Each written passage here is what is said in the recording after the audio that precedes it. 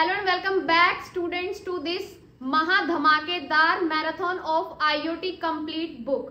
आई know आप सभी exams को लेकर काफी नर्वस होंगे, काफी कुछ पढ़ भी चुके हैं और फिर भी आप लोगों को माइंड के अंदर ये कंफ्यूजन है, पता नहीं एग्जाम के अंदर क्या होगा। डोंट वरी स्टूडेंट्स, क्योंकि अगर आप लोगों ने, मुझे नहीं पता कि आप लोगों ने अब तक कितनी तैयारी की है, कितने चैप्टर्स, कितने एमसीक्यूज अच्छे से किए हैं, बट मैं आप लोगों को एक चीज जरूर बोलने वाली हूं। अगर अभी तक आप लोगों ने कुछ भी नहीं किया है, मेरी तरफ से तो चीजें यही रहेंगी कि हर बच्चा वो 6 के 6 चैप्टर की जितनी भी मैंने जो एग्जाम सीरीज कंप्लीट डाली हुई है वो अच्छे से देखकर ही जाएं। बट स्टिल कुछ बच्चे ऐसे होते हैं जिनका पढ़ने का बिल्कुल मन ही नहीं करता। ये देखिए बच्चे कि अगर आप लोग पढ़ोगे नहीं तो आप कैसे पेपर को क्रैक करोगे, है ना। उसके लिए तो आपको पढ़ना पड़ेगा, बट फिर भी चाहे पढ़ा हो किसी ने, चाहे नहीं पढ़ा हो, आज की जो वीडियो है सभी बच्चों के लिए बहुत ही धमाकेदार जाने वाली है। रीजन क्या है उसका, क्योंकि इस पूरी महा मैराथन के अंदर हम पूरी आईओटी की बुक का एक कंक्लूजन, जो बिल्कुल ही टॉप क्वेश्चंस रहेंगे, वो सारे डिस्कस करेंगे। तो मैं आप सभी को एक चीज जरूर बोलूंगी, अपना एग्जाम देने से पहले इस पूरी वीडियो को देखकर जरूर जाना, यानी कि इस पूरी वीडियो में जो भी मैं क्वेश्चन करवाऊंगी ध्यान से समझना, क्योंकि इसके अंदर जितने भी क्वेश्चंस हैं उनमें से तो पेपर के अंदर काफी सारी चीजें देखने को मिलेंगी, बट उनसे रिलेटेड भी आप लोगों के बहुत सारे डाउट्स मैं साथ के साथ क्लियर करते हुए चलूंगी। क्योंकि इस मैराथन के अंदर स्टूडेंट्स जो बिल्कुल ही इंपॉर्टेंट टॉपिक्स हैं मार्क्स डिस्ट्रीब्यूशन के अकॉर्डिंग, वो सारे मैं लेकर आई हूँ। So without wasting any time शुरू करते हैं हम लोग। लेकिन मैं बार बार एक चीज बोल रही हूँ, इस वीडियो को स्टार्टिंग से लेकर एंड तक अच्छे से देखना, चीजों को अच्छे से समझना। अगर कोई भी डाउट आए साथ के साथ मुझसे डाउट जरूर लेना। तो देखिए शुरू करते हैं। हमारी जो ये महा मैराथन है, ये क्या है, आईओटी की पूरी बुक से रिलेटेड इसके अंदर हम बहुत अच्छे एमसीक्यूज डिस्कस करेंगे। तो सबसे पहले जो हम एमसीक्यूज डिस्कस करेंगे वो है थिंग्स एंड कनेक्शंस। कौन सा चैप्टर है आईओटी का, things and connections, chapter number 2। उसको ही पहले क्यों लेकर आए, क्योंकि चैप्टर नंबर 2 के अंदर TCP IP model, OSI model, IP address, इनसे रिलेटेड एग्जाम में आपको क्वेश्चन देखने को मिलेंगे। तो सबसे पहले हम डिस्कस करेंगे चैप्टर नंबर 2 के इन टॉपिक से रिलेटेड मोस्ट इंपोर्टेंट एमसीक्यूज। सो ध्यान से देखिएगा स्टूडेंट्स, एक क्वेश्चन से आपके काफी सारे डाउट्स क्लियर होंगे और जो जो चीजें मैं यहाँ पर बताऊंगी अपने माइंड में प्रॉपर तरीके से उनको रखिएगा। ऐसा नहीं है कि मैं सिर्फ बोलने के लिए कह रही हूँ, आप लोगों को एक्चुअल में ये चीजें आपको देखने को मिलेंगी। तो देखिए सबसे पहला जो क्वेश्चन आता है, डीएनएस रन ओवर। सबसे पहले तो आपको ये पता होना चाहिए what is the full form of DNS. DNS की फुल फॉर्म होती है डोमेन नेम, आप ऑलरेडी जानते भी हैं इसको, सर्वर। ये क्या होती है, डोमेन नेम सर्वर, डीएनएस की फुल फॉर्म। अब ये डोमेन नेम सर्वर क्या होता है, एक चीज हम लोग अच्छे से जानते हैं। सपोज कीजिए कोई भी नेटवर्क है, बहुत सारे कंप्यूटर्स आपस में कनेक्टेड है, उनका एक नेटवर्क है, तो वो आपस में जो कम्युनिकेशन करेंगे वो कम्युनिकेशन किसके थ्रू होता है, प्रोटोकॉल्स के थ्रू होता है। और प्रोटोकॉल्स की क्या होती हैं, पोर्ट्स होती हैं कि किस पोर्ट से कौन सा प्रोटोकॉल जाएगा। डीएनएस सर्वर के ऊपर कैसे कम्युनिकेशन होती है, नेटवर्क में कम्युनिकेशन कैसे होती है, पोर्ट्स होती हैं अलग अलग प्रोटोकॉल की। तो यहाँ पर चीज पूछी गई है, जो डीएनएस है वो कौन सी पोर्ट के ऊपर रन करता है, किस पोर्ट के ऊपर वो काम करता है, डीएनएस रन करता है। आप लोगों को पता होना चाहिए डीएनएस जिस पोर्ट के ऊपर रन करता है वो है यूडीपी पोर्ट। पर आप लोग देखोगे यूडीपी तो कहीं पर है ही नहीं ऑप्शन में, लेकिन पता होना चाहिए क्वेश्चन इसकी बजाय ये भी आ सकता है कि डीएनएस किस प्रोटोकॉल के ऊपर रन करता है, यूडीपी। और यूडीपी कौन सा प्रोटोकॉल है हमारा, user datagram protocol, user datagram protocol. ये हम ऑलरेडी अपने थ्योरी चैप्टर में कर चुके हैं। अगर आपने थ्योरी क्लासेस भी नहीं देखी है, यहाँ मैं एक एक चीज अच्छे से बता रही हूँ, इनको देखिए। तो डीएनएस यूडीपी के ऊपर काम करता है। अब आपको पता होना चाहिए यूडीपी की पोर्ट कौन सी होती है। अगर आप वो जानते हो तो इस क्वेश्चन का आंसर दे सकते हो, क्योंकि डीएनएस मैंने बताया यूडीपी के ऊपर काम करता है और यूडीपी की पोर्ट होती है पोर्ट नंबर 53। अगर पेपर में क्वेश्चन आए यूडीपी की डायरेक्ट पोर्ट पूछ ली जाए तो पोर्ट नंबर 53, डीएनएस के थ्रू पूछी जाए तो भी आप पोर्ट नंबर 53 लिखोगे। लेकिन ये बाकी की पोर्ट किसकी है मैं ये भी बता देती हूँ एक्स्ट्रा चीजों के लिए, कुछ भी, क्योंकि पेपर में कैसे भी चीजें आ सकती है ना। तो जो पोर्ट नंबर 80 है ये होती है HTTP प्रोटोकॉल की port. Hyper text transfer protocol, ये आप लोग जानते हो किसके लिए यूज किया जाता है, ये होती है उसकी पोर्ट। और पोर्ट नंबर 21 होती है FTP फाइल ट्रांसफर प्रोटोकॉल की। पोर्ट नंबर 32 कोई भी ऑफिशियल पोर्ट नहीं है, पोर्ट नंबर 32 होती ही नहीं है, ये वैसे ही ऑप्शन में है, तो ये आपको पता होना चाहिए। पोर्ट 80 HTTP की, FTP की पोर्ट 21, 53 होती है UDP की, जो किसके ऊपर, जिसके ऊपर कौन रन करता है, DNS। समझ में आ रहा है ना, क्योंकि ऐसे ही समझते चलोगे तो लास्ट तक हम बहुत कुछ अच्छे से अचीव कर लेंगे। नेक्स्ट क्वेश्चन देखिए, the dash is the physical path over which a message travel. ऐसा कौन सा फिजिकल पाथ है जिसके थ्रू कोई भी मैसेज ट्रेवल करता है, कि कैसा कौन सा है वो पाथ, वो है medium. Medium is the physical path, medium यानी माध्यम, किस माध्यम के जरिए कोई भी मैसेज ट्रेवल, माध्यम के तरीके से ही, माध्यम के अंदर से ही, थ्रू ही जाएगा ना मैसेज। ट्रैवल कैसे करेगा, मीडियम होगा ना कोई, उस मीडियम के थ्रू ही जाएगा। और हम ऑलरेडी ही कम्युनिकेशन मीडियम और कम्युनिकेशन के मोड्स डिस्कस कर चुके हैं अपनी थ्योरी क्लासेस के अंदर। तो नेक्स्ट क्वेश्चन देखिए, what flavour of network address translation, network address translation, इसको शॉर्ट फॉर्म में बोला जाता है NAT। अब यहाँ पर पूछा NAT की ऐसी कौन सी फॉर्म है, can be use to have one IP address, जो किसको यूज करती है, एक IP एड्रेस को, allow many users to connect to the global internet. यानी NAT की ऐसा कौन सा फ्लेवर है जो एक IP एड्रेस से परमिशन दे देता है, कोई भी यूजर किसी भी ग्लोबल इंटरनेट से खुद को कनेक्ट कर सकता है। वो जो फॉर्म है, वो जो फ्लेवर NAT का, उसको बोला जाता है PAT। PAT का फुल फॉर्म होती है पोर्ट एड्रेस ट्रांसलेशन। याद रखिएगा इसको, फुल फॉर्म भी बहुत जरूरी है एग्जाम के अंदर। तो पोर्ट एड्रेस ट्रांसलेशन एक ऐसा फ्लेवर है NAT का जिसके जरिए किसी भी सिंगल नेटवर्क को, यानी कि कोई भी यूजर है वो सिंगल IP के यूज करके ग्लोबल इंटरनेट को यूज कर सकता है। तो इसका राइट आंसर आ जाएगा PAT। नेक्स्ट देखिए, question number 4, a set of rules that governs data communication. अब क्वेश्चन ध्यान से समझो, सेट ऑफ रूल्स M1 में भी पढ़ते हुए आ रहे हो, what is known as set of rules किसको बोलते हैं, प्रोटोकॉल को। तो यहाँ पूछा है set of rules that govern data communication, जो डेटा कम्युनिकेशन करवाता है वो सेट ऑफ रूल्स को हम क्या बोलते हैं, उस रूल को हम बोलते हैं प्रोटोकॉल्स। क्योंकि प्रोटोकॉल्स क्या होते हैं, वो सेट ऑफ रूल्स जिनकी हेल्प से कम्युनिकेशन पॉसिबल हो पाती है। अगर नेटवर्क के अंदर कम्युनिकेशन हो पा रही है बिना प्रोटोकॉल्स के नहीं हो सकती, तो इन सेट ऑफ रूल्स को बोला जाता है protocols. Which of the following statement are correct या इज करेक्ट, इनमें से कौन सी स्टेटमेंट सही है। अब आप लोगों की सबसे बड़ी गलती पता है क्या, एग्जाम में जाओगे, ये तो फिर भी ज्यादा बड़ी स्टेटमेंट नहीं है, अगर कोई बड़ी स्टेटमेंट दिख जाती है ना, उसको देख के ही हैंग हो जाते हो वहीं पे। ऐसा नहीं होना, आप लोगों को बिल्कुल भी कंफ्यूजन नहीं होना। मेरे को पता है हर बच्चा, क्योंकि क्लास में भी तुम लोग सेम मिस्टेक करते हो, कोई भी बड़ी हेडिंग मिल जाती है ना, पढ़ते ही नहीं हो उसको, वैसे ही सोचते चलो ये तो एक ही तो है, इसको तो तुक्का लगा देते हैं, पढ़ने का तो मन नहीं कर रहा। पेपर के अंदर मन नहीं कर रहा, वर्ड नहीं आना चाहिए कि मेरा मन नहीं कर रहा। अगर किसी भी बच्चे ने ऐसी गलती करी तो जब रेगुलर क्लास तुम्हारी लगेगी फिर मैं तुम लोगों को बताऊंगी, क्योंकि तुम हर जगह यही गलती करते हो, स्टेटमेंट को पढ़ते ही नहीं हो। नहीं मैम बड़ी स्टेटमेंट थी, मन ही नहीं किया। अरे पेपर में मन कौन देखता है, और देखना भी नहीं है बच्चे आप लोगों को, क्योंकि एक एक नंबर की बड़ी अहमियत होती है। बच्चे एक एक नंबर से पॉइंट से रह जाते हैं, और आप लोग तो अच्छे से जानते हो ओ लेवल के अंदर अगर आप लोगों के थ्योरी के अंदर 49.5 मार्क्स भी है ना, तो भी आप लोग फेल हो, क्योंकि पास कितने पे है, 50 मार्क्स होने चाहिए। अगर 49.9 भी है ना, तो भी आप लोग फेल हो। तो एक नंबर की कीमत होनी चाहिए हर बच्चे को।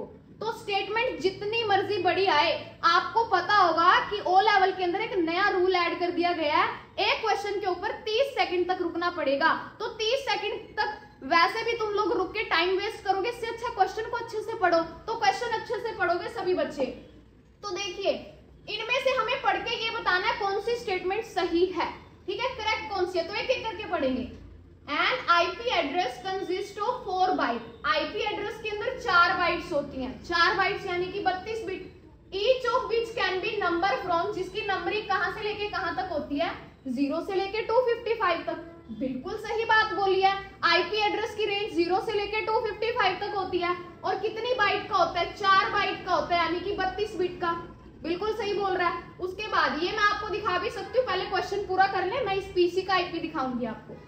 उसके बाद फॉर ब्राउजिंग और सेंडिंग एन ईमेल, अगर आप ईमेल ब्राउज करना चाहते हो या भेजना चाहते हो, an IP address assign to the computer is required. अगर आप कोई ईमेल भेजना चाहते हो या फिर लेना चाहते हो, यानी इंटरनेट पे कोई काम करना चाहते हो, कंप्यूटर को आईपी एड्रेस देना बहुत जरूरी है। क्योंकि अगर मैं इस पीसी के अंदर भी इंटरनेट यूज करना चाहती हूँ, नेटवर्किंग हम कर रहे हैं, बिना आईपी एड्रेस के हो ही नहीं सकता। यहाँ तक कि आप लोग जो ऑनलाइन एग्जाम देते हो, वो ऑनलाइन एग्जाम भी बिना आईपी के हो ही नहीं रहा। हर चीज आईपी एड्रेस के बिना मतलब आईपी एड्रेस के बिना कुछ पॉसिबल ही नहीं है। IP address is always unique for each computer, ये भी हम लोग जानते हैं। हर कंप्यूटर का यूनिक आईपी होगा, यूनिक पहचान होगी। जैसे हम लोगों की यूनिक आइडेंटिटी होती है इस दुनिया के अंदर, सेम एज इट इज हर एक कंप्यूटर जो नेटवर्किंग में है, जो इंटरनेट से कनेक्टेड है, हर एक कंप्यूटर की यूनिक आइडेंटिटी होगी। तो ये तीनों की तीनों बातें सही है कि नहीं है? बिल्कुल सही है, ऑल आर करेक्ट, ये इसका सही आंसर आ जाएगा। तो एक एक करके अगर एग्जाम में ऐसे पढ़ोगे, क्या गलती कर दोगे? बिल्कुल भी नहीं कर सकते, बिल्कुल काम माइंड से। मैं डे 1 से आप लोगों को यही चीज समझा रही हूँ। उसके बाद देखिए विच लेयर लिंक्स, अच्छा मैंने आप लोगों को बताया था कि मैं आप लोगों को आईपी एड्रेस दिखाऊंगी, तो ध्यान से देखिएगा। अब हम अपने पीसी का आईपी एड्रेस चेक करेंगे। वैसे हम सेटिंग्स के अंदर जाकर भी कर सकते हैं, पर मैं आपको एक शॉर्टकट बता देती हूँ आईपी चेक करने के लिए। हम करेंगे विंडो के साथ आर की प्रेस करेंगे, इसमें लिखेंगे ncpa.cpl, ये हम इसके अंदर लिखेंगे, ठीक है, शॉर्ट फॉर्म में, इसको शॉर्ट में लिखते हैं ncpa.cpl। ओके कर देंगे। देखिए अब यहाँ पर भले ही इथरनेट नहीं है लेकिन वाईफाई तो है, तो हम यहाँ से भी इसको चेक कर सकते हैं। वाईफाई से कनेक्टेड है ये, वाईफाई से कनेक्टेड। डिटेल्स के अंदर जाएंगे तो यहाँ देखिए क्या दिखाई दे रहा है आप लोगों को, यहाँ आईपी दिखाई दे रहा है कि नहीं दे रहा? देखो IPv4, IPv4 के अंदर क्या है, मैंने थोड़ी देर पहले तुम्हें बोला था, कितनी बिट होती है इसमें, कितनी बाइट्स होती हैं? 4 बाइट्स बोली थी, 4 बाइट्स यानी 4 बाइट्स का पेयर, एक ये रहा, एक ये रहा, एक ये रहा। यानी कि कैसे होती हैं ये जो बाइट होती हैं, एक बाइट, जैसे कि मैं लिख रही हूँ first byte dot, second byte dot, third byte dot, fourth byte, मतलब कि डॉट के साथ 4 बाइट्स को सेपरेट किया जाता है। और ये होती कैसे हैं? देखिए 192.168.1.22। अब यहाँ पर क्या है, यहाँ पर देखिए 255 यानी कि 0 से लेके रेंज कहां तक होती है, 255 तक होती है। और यूनिक आईपी होता है, किसी का भी चेक कर लेना। और ये जो चीज हमने बोली थी कि 4 बाइट्स होती है यानी 32 बिट का उसका साइज होता है, ये बिल्कुल वही बोल रहा है। तो आप ऐसे आईपी चेक भी कर सकते हो, जो मैंने दिखाना था वो मैंने आपको दिखा दिया। तो आप किसी भी पीसी का ऐसे आईपी चेक कर सकते हो जो किसी भी नेटवर्क से कनेक्टेड है। नेक्स्ट क्वेश्चन देखिए, which layer links the network support layer, ऐसी कौन सी लेयर है जो नेटवर्क सपोर्ट लेयर को यूजर सपोर्ट लेयर के साथ कनेक्ट करती है? यूजर सपोर्ट लेयर होती है अपनी सेशन लेयर, सेशन लेयर के साथ नेटवर्क लेयर को कौन सी लेयर कनेक्ट करती है? इसके लिए आपको टीसीपी आईपी मॉडल और ओएसआई मॉडल आना चाहिए। ओएसआई मॉडल में 7 लेयर करी थी हम लोगों ने, उसी की बात हो रही है कि कौन सी लेयर नेटवर्क और सेशन लेयर को कनेक्ट करने का काम करती है। वो लेयर है ट्रांसपोर्ट लेयर। अगर आप लोगों ने मेरे थ्योरी लेक्चर अच्छे से देखे हैं, वहां मैंने दोनों मॉडल अच्छे से समझा रखे हैं।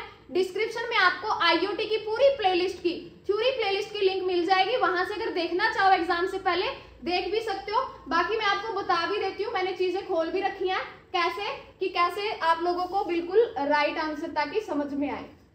तो देखो एक बार मैं लेयर्स दिखाती हूँ आप लोगों को। हमें क्वेश्चन क्या देखना है, नेटवर्क लेयर को सेशन लेयर यानी यूजर सपोर्ट लेयर से कौन सी लेयर कनेक्ट करती है? तो अब यहाँ देखिए ओएसआई मॉडल के अंदर ये लेयर होती है, नेटवर्क लेयर और सेशन लेयर को कौन कनेक्ट कर रही है?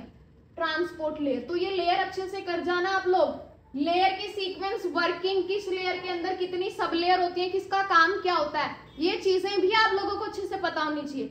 देखना चाहो तो इसकी थ्योरी वीडियो देख लेना, OSI मॉडल की भी है, TCP/IP मॉडल की भी। इससे क्या होगा, आपके लिए प्लस पॉइंट रहेगा एग्जाम में जाने से पहले, ठीक है।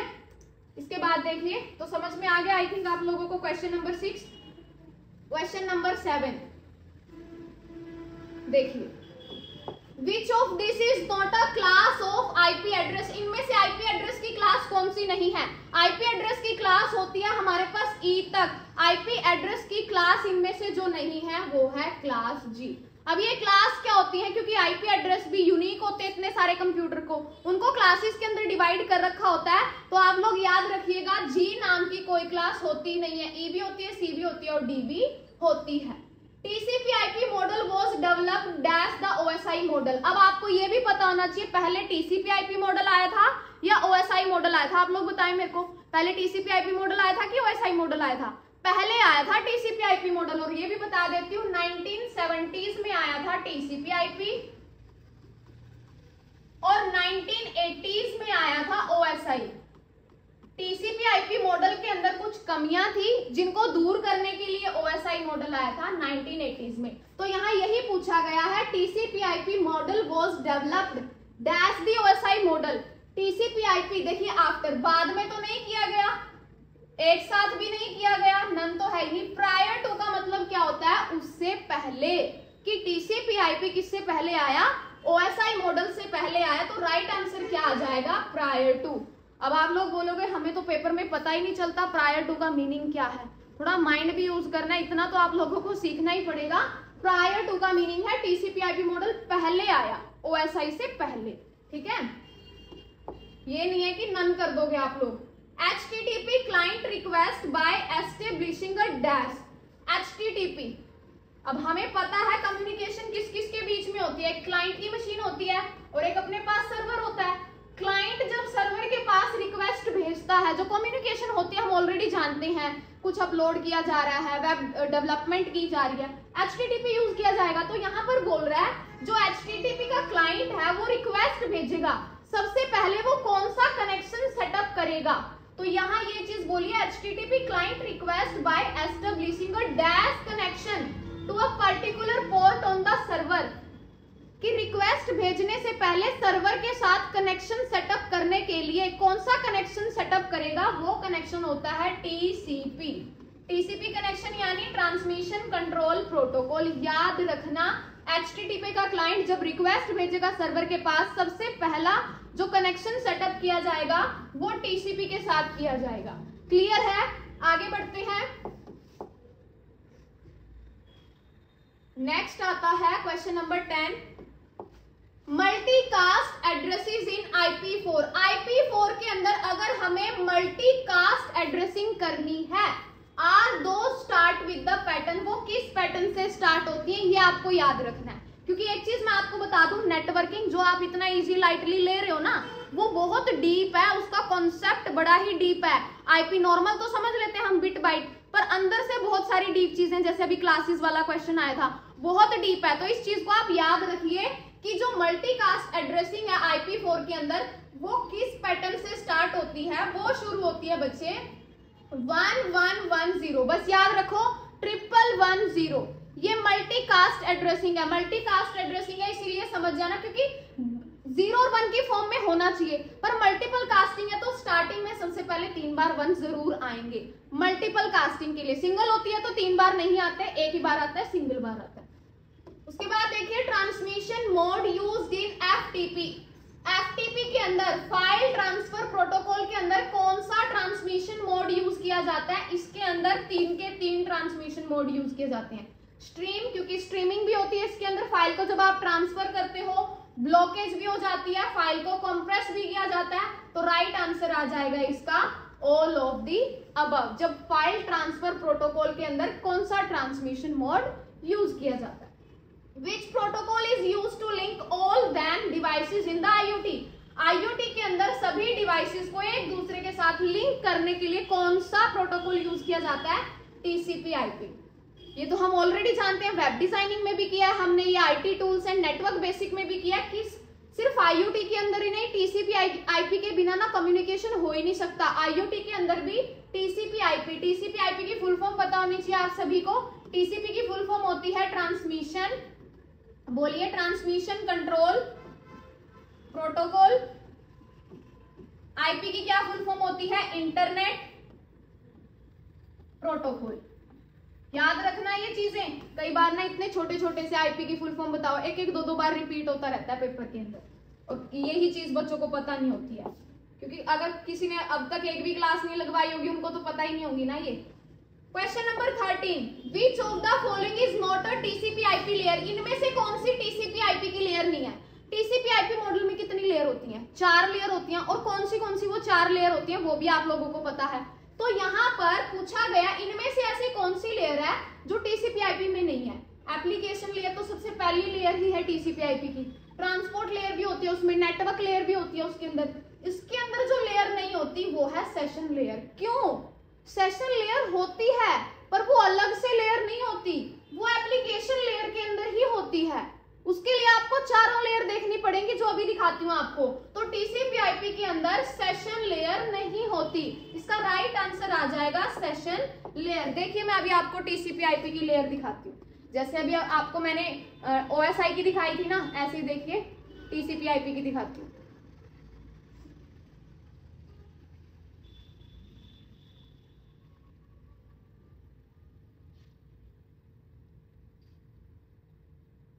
मैं तभी बोल रही हूँ आप लोगों को ओएसआई मॉडल की भी लेयर्स का पता होना चाहिए और टीसीपी आईपी का भी पता होना चाहिए। देखिए टीसीपी आईपी के अंदर देखो, application layer, transport layer, internet layer, network access layer, session layer दिखाई दे रही है कहीं? बिल्कुल भी नहीं। अब ये मत बोलना कि मैम इसमें तो लिंक लेयर भी नहीं है। लिंक लेयर दूसरा नाम किसका दिया? लिंक लेयर किसको बोला जाता है? नेटवर्क एक्सेस लेयर को, क्योंकि ये लिंकिंग का भी काम करती है। तो सेशन लेयर यहाँ कहीं भी नहीं है, क्योंकि सेशन लेयर एप्लीकेशन लेयर के अंदर पाई जाती है। ठीक है, तो ये आप लोगों को वर्किंग पता होनी चाहिए। और ये थ्योरी अगर देख के चले जाओगे तो आप इससे बड़ा प्लस पॉइंट कोई है ही नहीं। वीडियो के लास्ट में बताऊंगी क्या क्या टॉपिक और ज्यादा अच्छे से करके चले जाना। तो देखो, विच protocol interact asynchronously over UDP. अब हमने ये भी किया था, अगर आपको याद हो थ्योरी क्लास के अंदर, यूडीपी का रिलायबल प्रोटोकॉल कौन सा है और अनरिलायबल प्रोटोकॉल कौन सा है। तो उसी से रिलेटेड क्वेश्चन है कि ऐसा कौन सा प्रोटोकॉल है जो एसिंक्रोनसली वर्ड का मीनिंग बताया था मैंने आप लोगों को, क्या मीनिंग बताया था? एक मिनट, सिंक्रोनस और एसिंक्रोनस का मीनिंग क्या बताया था? एसिंक्रोनस मैंने क्या बोला था आप लोगों को कि जब एक टाइम पर, सेम टाइम पर दोनों तरफ से बातचीत पॉसिबल ना हो। तो यहाँ पर बोला है ऐसा कौन सा प्रोटोकॉल है जो यूडीपी के साथ एसिंक्रोनसली कम्युनिकेट करता है, इंटरेक्ट करता है। उस प्रोटोकॉल का नाम है CO आएगा इधर, COAP।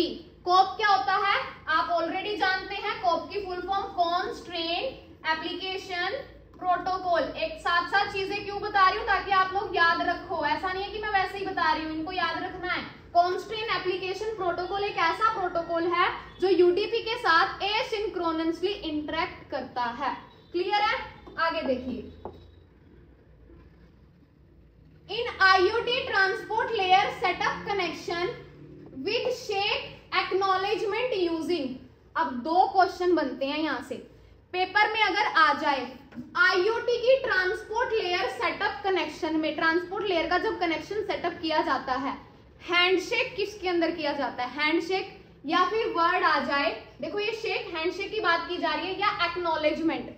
हैंडशेक को और एक्नॉलेजमेंट को किसके अंदर यूज किया जाता आएगा? टीसीपी।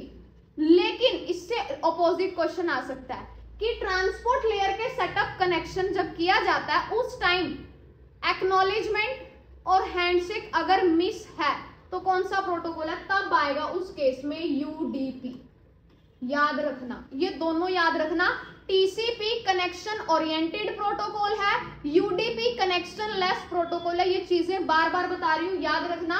हैंडशेक और एक्नॉलेजमेंट आ जाए तो आप टीसीपी लिखेंगे, अगर बोल दिया जाए ये नहीं होती तो आप लोग यूडीपी बोलेंगे, क्योंकि यूडीपी क्या है? एक कनेक्शन लेस प्रोटोकॉल है, कनेक्शन लेस। और टीसीपी क्या है? कनेक्शन ओरिएंटेड प्रोटोकॉल है।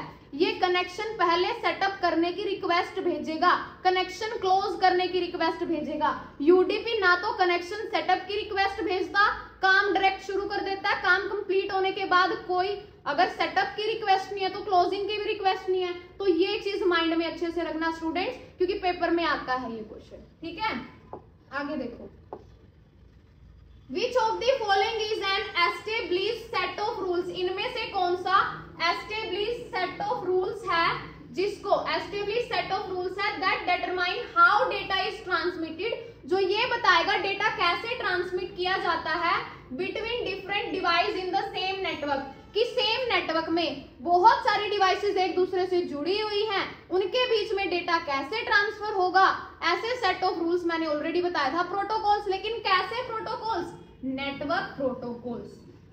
ये मत बोल देना टीसीपी आईपी, वो नेटवर्क प्रोटोकॉल होते हैं जो सेम नेटवर्क के अंदर कम्युनिकेशन करवाते हैं। नेक्स्ट आता है, in the IoT network secure cell क्या है? एसएसएच। सिक्योर सेल क्या है? एक सिक्योर नेटवर्क प्रोटोकॉल है जो पूरे नेटवर्क के अंदर सिक्योर कम्युनिकेशन करवाता है। कि अगर पूरे नेटवर्क में बहुत सारी डिवाइसेस एक दूसरे से कम्युनिकेट कर रही है ना, तो वो सिक्योर तरीके से कर रही है कि नहीं कर रही, वो करवाएगा कौन? एसएसएच, एक सिक्योर सेल नेटवर्क प्रोटोकॉल होता है। आगे देखो, IP address of a packet is normally analysed by. IP address को कौन एनालाइज करता है? आप लोग घर पे वाईफाई लगवाते हो तो राउटर लगवाते हैं, मोडेम होता है, तो यहाँ पर क्वेश्चन क्या किया गया है? आईपी एड्रेस जो होता है पैकेट का, उसको कौन एनालाइज करता है? उसको एनालाइज करता है राउटर, कि किस आईपी से डेटा आया है। आईपी को एनालाइज करना माइंड में रखो, आईपी को कौन एनालाइज करेगा? राउटर करेगा। Router, modem, hub, switch, bridge, ये सारे मैं थ्योरी क्लास में समझा चुकी हूँ आप लोगों को, और हमारी वीडियोस में है भी वो, तो अगर देखना चाहो देख सकते हो। आगे देखो, टीसीपी स्टैंड्स फॉर, टीसीपी की फुल फॉर्म क्या होती है? Transmission control protocol. In which form data is transfer in network. Network layer में डेटा किसकी फॉर्मेट में जाता है? पैकेट्स की फॉर्म में किया था ना हमने, पैकेट की फॉर्म में डेटा ट्रांसमिट किया जाता है। ठीक है, आगे देखो, आगे आता है आईपी एड्रेस की फुल फॉर्म। आईपी की फुल फॉर्म क्या होती है? इंटरनेट प्रोटोकॉल फुल फॉर्म होती है इसकी। What is the standard length of MAC की? IPv6। जरूरी नहीं है सिर्फ इनकी, IPv4 की भी आपको एड्रेस लेंथ पता होना चाहिए। मैं बार बार आपको बता भी चुकी हूँ, कितनी बार, तो अब आप लोग बताओ।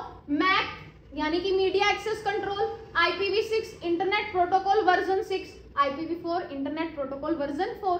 तो यहाँ क्वेश्चन पूछा है मैक और IPv6 कितनी एड्रेस लेंथ होती है? मैक की होती है 48, IPv6 की होती है 128। लेकिन मैंने पूछ लिया IPv4 की, तो क्या होती है IPv4 की एड्रेस लेंथ? सभी बच्चे जो भी वीडियो देख रहे हैं फटाफट कमेंट सेक्शन में बताओ IPv4 की एड्रेस लेंथ क्या होती है। ऐसा नहीं होना चाहिए ना कि मुझे भी तो पता चलना चाहिए आप लोग तैयारी कर रहे हो कि नहीं कर रहे, क्योंकि मैं ये सीरीज किसके लिए लेकर आई हूँ, ये मैराथन किसके लिए लेकर आई हूँ? आप लोगों के लिए। तो मुझे जवाब मिलना चाहिए ना, कमेंट सेक्शन में बताओ IPv4 की एड्रेस लेंथ कितनी होती है, क्योंकि अगर यहाँ लिख पाओगे, अगर कोई गलत भी लिखेगा तो मुझे पता चलेगा, तो पेपर में गलती नहीं कर पाओगे।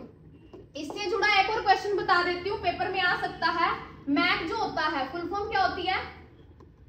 Media access control, right.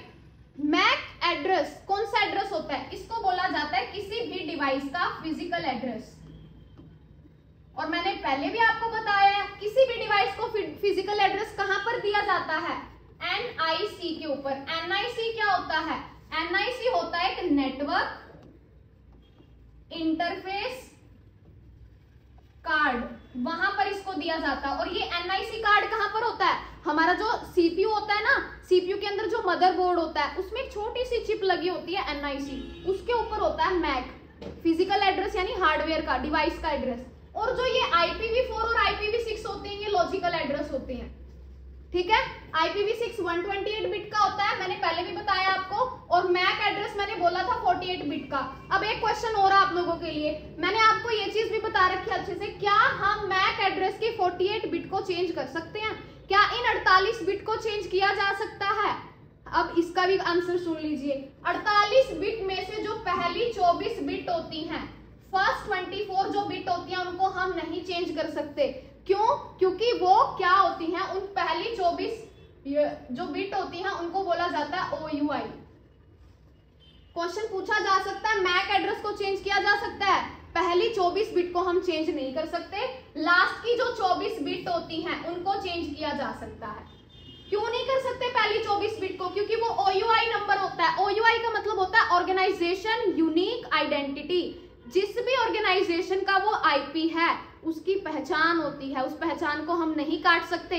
जैसे आप लोग उसका एग्जांपल ले सकते हो, आपका बैंक अकाउंट है ना, बैंक अकाउंट का हमारा क्या होता है, IFSC कोड होता है। तो पहले के जो 4 अल्फाबेट्स होते हैं वो क्या होते हैं, जैसे कि ANDB, अगर आंध्रा बैंक में है ANDB को क्या हम बदल सकते हैं? नहीं बदल सकते। वो ब्रांच का एक यूनिक आइडेंटिटी है कि किस ब्रांच के अंदर है, किस बैंक के अंदर है। तो same as it is MAC की पहली 24 बिट को हम चेंज नहीं कर सकते क्योंकि वो OUI नंबर होता है, किसी भी ऑर्गेनाइजेशन की यूनिक आइडेंटिटी होती है जिसको हम बोलते हैं मैन्युफैक्चरर आईडी, वो मैन्युफैक्चरर आईडी होती है। तो अब आप खुद सोचो बच्चे, इस एक सिंपल से क्वेश्चन से हमने कितने सारे क्वेश्चन करे।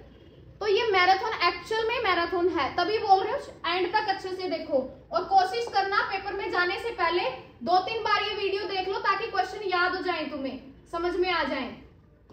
आगे देखो, datagram transport layer security provide. जो डेटाग्राम ट्रांसपोर्ट लेयर है वो कैसी सिक्योरिटी प्रोवाइड करती है? डेटाग्राम किससे जुड़ा हुआ है? UDP। क्यों? UDP की फुल फॉर्म क्या होती है? User datagram protocol. तो जो ये डेटाग्राम ट्रांसपोर्ट लेयर सिक्योरिटी है ये किससे जुड़ी सिक्योरिटी प्रोवाइड करेगी? Security features on UDP। UDP से जुड़े ही फीचर्स प्रोवाइड करेगी ना सिक्योरिटी के। तो अब खुद देख लो, क्वेश्चन के अंदर ही आंसर था। तो अब क्या पता आप लोग इसको भी ना बता पाते, तो क्वेश्चन में ही आंसर मिलेंगे आपको IoT में। How many layers are there in OSI? OSI में कितनी लेयर होती हैं? 7 लेयर। और 7 लेयर के नाम पता होना चाहिए हर बच्चे को। नहीं पता है पढ़ के जाओ, लेकिन 7 की 7 लेयर का आपको पता होना चाहिए। मैंने अभी दिखाए भी थे आपको, एक बार अगर बोलोगे मैं दोबारा दिखा भी दूंगी कि अगर आप लोग अलग से नहीं जाना चाहते तो देख भी लो, एक बार मैं दिखा देती हूँ, कोई बात नहीं। TCP/IP मॉडल में पूछेगा कितनी लेयर होती है तो बताना 4 लेयर होती हैं। Application layer, transport layer, internet layer, network access layer. याद रख लो। ऐसे ही सेम वो पूछेगा OSI मॉडल के अंदर कितनी लेयर होती हैं और लेयर के नाम बताओ, तो वो भी आपको पता होने चाहिए। OSI की 7 layer, application layer, presentation layer, session layer, transport layer, network layer, data link layer, physical layer. Clear है? ये 7 लेयर की वर्किंग थ्योरी क्लासेस में समझा रखी है। समझना चाहते हो तो लिंक मिल जाएगा आपको डिस्क्रिप्शन में, जाके वो आप समझ सकते हो। अब आगे देखो, next question, question number 25। Which address schemes are used by IPv4 and IPv6? Already जानते हैं हम सब IPv4 और IPv6। मैंने आप लोगों को कमेंट में बताने के लिए भी बोला था। IPv4 होता है 32 बिट का, IPv6 होता है 128 बिट का, याद रखना। Following layer is not mention in TCP/IP model में कौन सी लेयर नहीं है? प्रेजेंटेशन लेयर नहीं है। ये तीनों लेयर उसके अंदर है, अभी देखा था हमने। The major characteristics on which OSI and TCP/IP model differ। ऐसी कौन सी कैरेक्टरिस्टिक्स है जो OSI को और TCP को एक दूसरे से अलग करती है? अब इसको भी तुम्हें पढ़ना पड़ेगा, एक एक ऑप्शन पढ़ना पड़ेगा। जो मैंने पहले बोला था पढ़ना है, ऐसे ही नहीं आंसर लगाना। तो क्या है TCP/IP मॉडल को कौन सी चीजें अलग करती है कैरेक्टरिस्टिक? देखो, सबसे पहला OSI model is independent generic protocol. जो OSI मॉडल है वो इंडिपेंडेंट है। And TCP/IP is communication. बिल्कुल सही बोल रहा है, OSI मॉडल इंडिपेंडेंट क्यों है?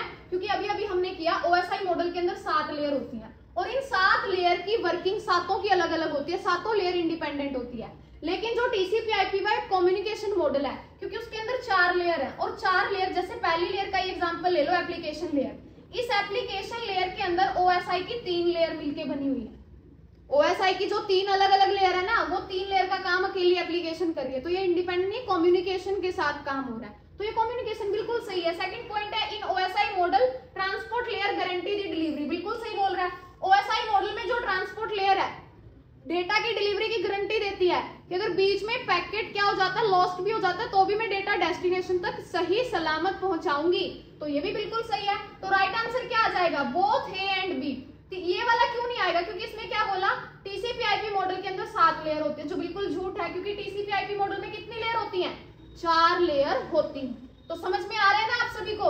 ऐसे हम 27 क्वेश्चन कर चुके हैं और जितना हमने इन 27 क्वेश्चन में किया, आप लोगों को क्या लग रहा है? बहुत कुछ कर चुके हैं ना। हाँ, तो देखो, which service provides dynamic IP addressing to clients. अब ऐसा कौन सा सर्विस है जो डायनामिक IP एड्रेस प्रोवाइड करता है? दो तरह के आईपी एड्रेस होते हैं, एक होता है स्टैटिक आईपी जिसको चेंज नहीं किया जा सकता, वो फिक्स होता है, ठीक है। एक होता है dynamic IP address. Dynamic IP कौन सी ऐसी सर्विस है, कौन सी सर्विस हमें डायनामिक आईपी एड्रेस प्रोवाइड करती है, वो है DHCP। हमने किया था ना, जैसे ISP होता है, ISP क्या करता है, इंटरनेट से जुड़ी सर्विसेज हमें प्रोवाइड करता है, internet service provider. Same as it is dynamic IP address कौन प्रोवाइड करेगा, DHCP। अब इसके बारे में भी अगर आप लोगों को आईपी एड्रेस, जैसे स्टैटिक आईपी होता है, अगर स्टैटिक आईपी आप जानना चाहते हो ना कि जिस ब्रांच के अंदर स्टैटिक आईपी है या नहीं, आपको एक वेबसाइट बताती हूँ, जैसे DHCP है ना, DHCP service, dynamic host configuration protocol. क्यों दिखाया मैंने आपको, क्योंकि हमारा क्वेश्चन क्या था, डायनामिक आईपी कौन प्रोवाइड करता है, DHCP, यानी इसके नाम में ही है डायनामिक होस्ट कॉन्फ़िगरेशन प्रोटोकॉल। अगर आपको आईपी पता करना है ना, आईपी पता करने की वेबसाइट होती है व्हाट इज माई आईपी, आप यहां जाके चेक कर सकते हो। सबसे पहली आएगी what is my IP address. देखो आपका जिस भी इंटरनेट से जुड़ा है ना, ये स्टैटिक आईपी है, स्टैटिक आईपी, माई आईपी एड्रेस, पूरी डिटेल आ जाएंगी, आईपी से रिलेटेड लोकेशन भी आ जाएगी। तो यानी कि कहने का मीनिंग क्या है कि आप क्या कर सकते हो, what is my IP address के ऊपर जाकर अपना स्टैटिक आईपी चेक कर सकते हो, लेकिन ये स्टैटिक बताया मैंने। डायनामिक का मीनिंग समझते हो ना, जो क्वेश्चन अभी आया हमारे पास, डायनामिक आईपी एड्रेस क्लाइंट्स को कौन प्रोवाइड करता है, DHCP। अभी देख लिया हमने। इन IoT transport layer setup connection, IoT के अंदर ट्रांसपोर्ट लेयर का जब कनेक्शन सेटअप होता है, अब देखो वो क्वेश्चन आ गया, विदाउट हैंडशेक एक्नॉलेजमेंट, बिना हैंडशेक किए और बिना एक्नॉलेजमेंट के, तो आंसर क्या आएगा, UDP। अगर यहाँ विदाउट से मैं आउट का कट कर दूं, विद लिख दूं, तो आंसर क्या आएगा, TCP। इतना अवेयर होके सुनो चीजों को, ताकि कैसे भी करके क्वेश्चन आ जाए तुम लोग कंफ्यूज ना हो पाओ। Which of the following is an established set of rules that determine how data, ये ऑलरेडी कर चुके हैं, दोबारा रिपीट हो चुका है। ऐसा कौन सा सेट ऑफ रूल्स है जो क्या करता है, डेटा कैसे किसी नेटवर्क में, सेम नेटवर्क की डिवाइसेस के बीच में डेटा कैसे ट्रांसमिट होगा, वो कौन बताते हैं, नेटवर्क प्रोटोकॉल हमें वो चीज बताते हैं। नेक्स्ट देखिए question number 31। This layer is an addition to OSI model, ये लेयर क्या है, OSI मॉडल की addition when compare with TCP/IP model. देखिए अब यहाँ पर क्या बोला, अगर TCP/IP मॉडल के साथ हम कंपेयर करें, ऐसी कौन सी लेयर है जो एक दूसरे के साथ ऐड हो जाती हैं, पहली 3 लेयर एक दूसरे से ऐड हो जाते हैं। वो पहली 3 लेयर का नाम क्या है, एक है प्रेजेंटेशन लेयर, एक है सेशन लेयर। कैसे मैं बताती हूँ। अब पहले OSI का एग्जांपल लेते हैं। OSI मॉडल की जो पहली लेयर है ना, उसका नाम है एप्लीकेशन लेयर, ठीक है। दूसरी लेयर का नाम है प्रेजेंटेशन लेयर, तीसरी लेयर का नाम है सेशन लेयर। लेकिन वहीं अगर मैं बात करूं TCP/IP मॉडल की, TCP/IP मॉडल की पहली लेयर का नाम है एप्लीकेशन लेयर, दूसरी लेयर का नाम है ट्रांसपोर्ट लेयर, आगे 3 और 4। एप्लीकेशन लेयर के अंदर ही ये तीनों चली जाती हैं, सॉरी ये दोनों। OSI की जो ये 2 लेयर हैं, ये TCP की एक पहली एप्लीकेशन के अंदर ही है। तो यहाँ पर क्या क्वेश्चन पूछा है, OSI मॉडल की कौन सी लेयर ऐड हो जाती है जब हम TCP/IP को के बारे में बात करते हैं, प्रेजेंटेशन और सेशन। किस में हो जाती है, एप्लीकेशन में। तो 2 की बात पूछिए कि कौन सी ऐड हो जाती है, session and presentation. Option number D right answer. Clear है, ऐसे समझ के क्वेश्चन करना है। What is the size of packet in IPv6 का साइज, दोबारा से फिर 128 बिट। तो ये क्या थे हमारे 32 टॉप MCQs, कौन से चैप्टर के, चैप्टर नंबर 2। और टॉपिक कौन सा था, TCP/IP मॉडल, OSI मॉडल और जो हमारे IP एड्रेस है उनसे रिलेटेड, क्योंकि ये सारे ना मोस्ट इंपोर्टेंट है।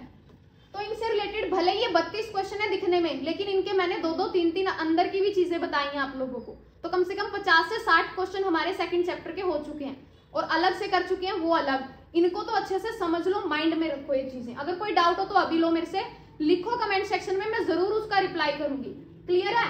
लेकिन अगर ये देख लिया फिर भी आप लोग को अंदर इतनी डेडिकेशन है कि अच्छे से और ज्यादा अच्छे से थ्योरी लेक्चर इनके देख के जाओ, TCP/IP मॉडल का भी, OSI मॉडल का भी थ्योरी अच्छे से करके जाओ। इसी चैप्टर के अंदर जो मैंने राउटर, हब, स्विच, ये सारी चीजें समझा रखी है ना, वो अच्छे से देख के जाओ।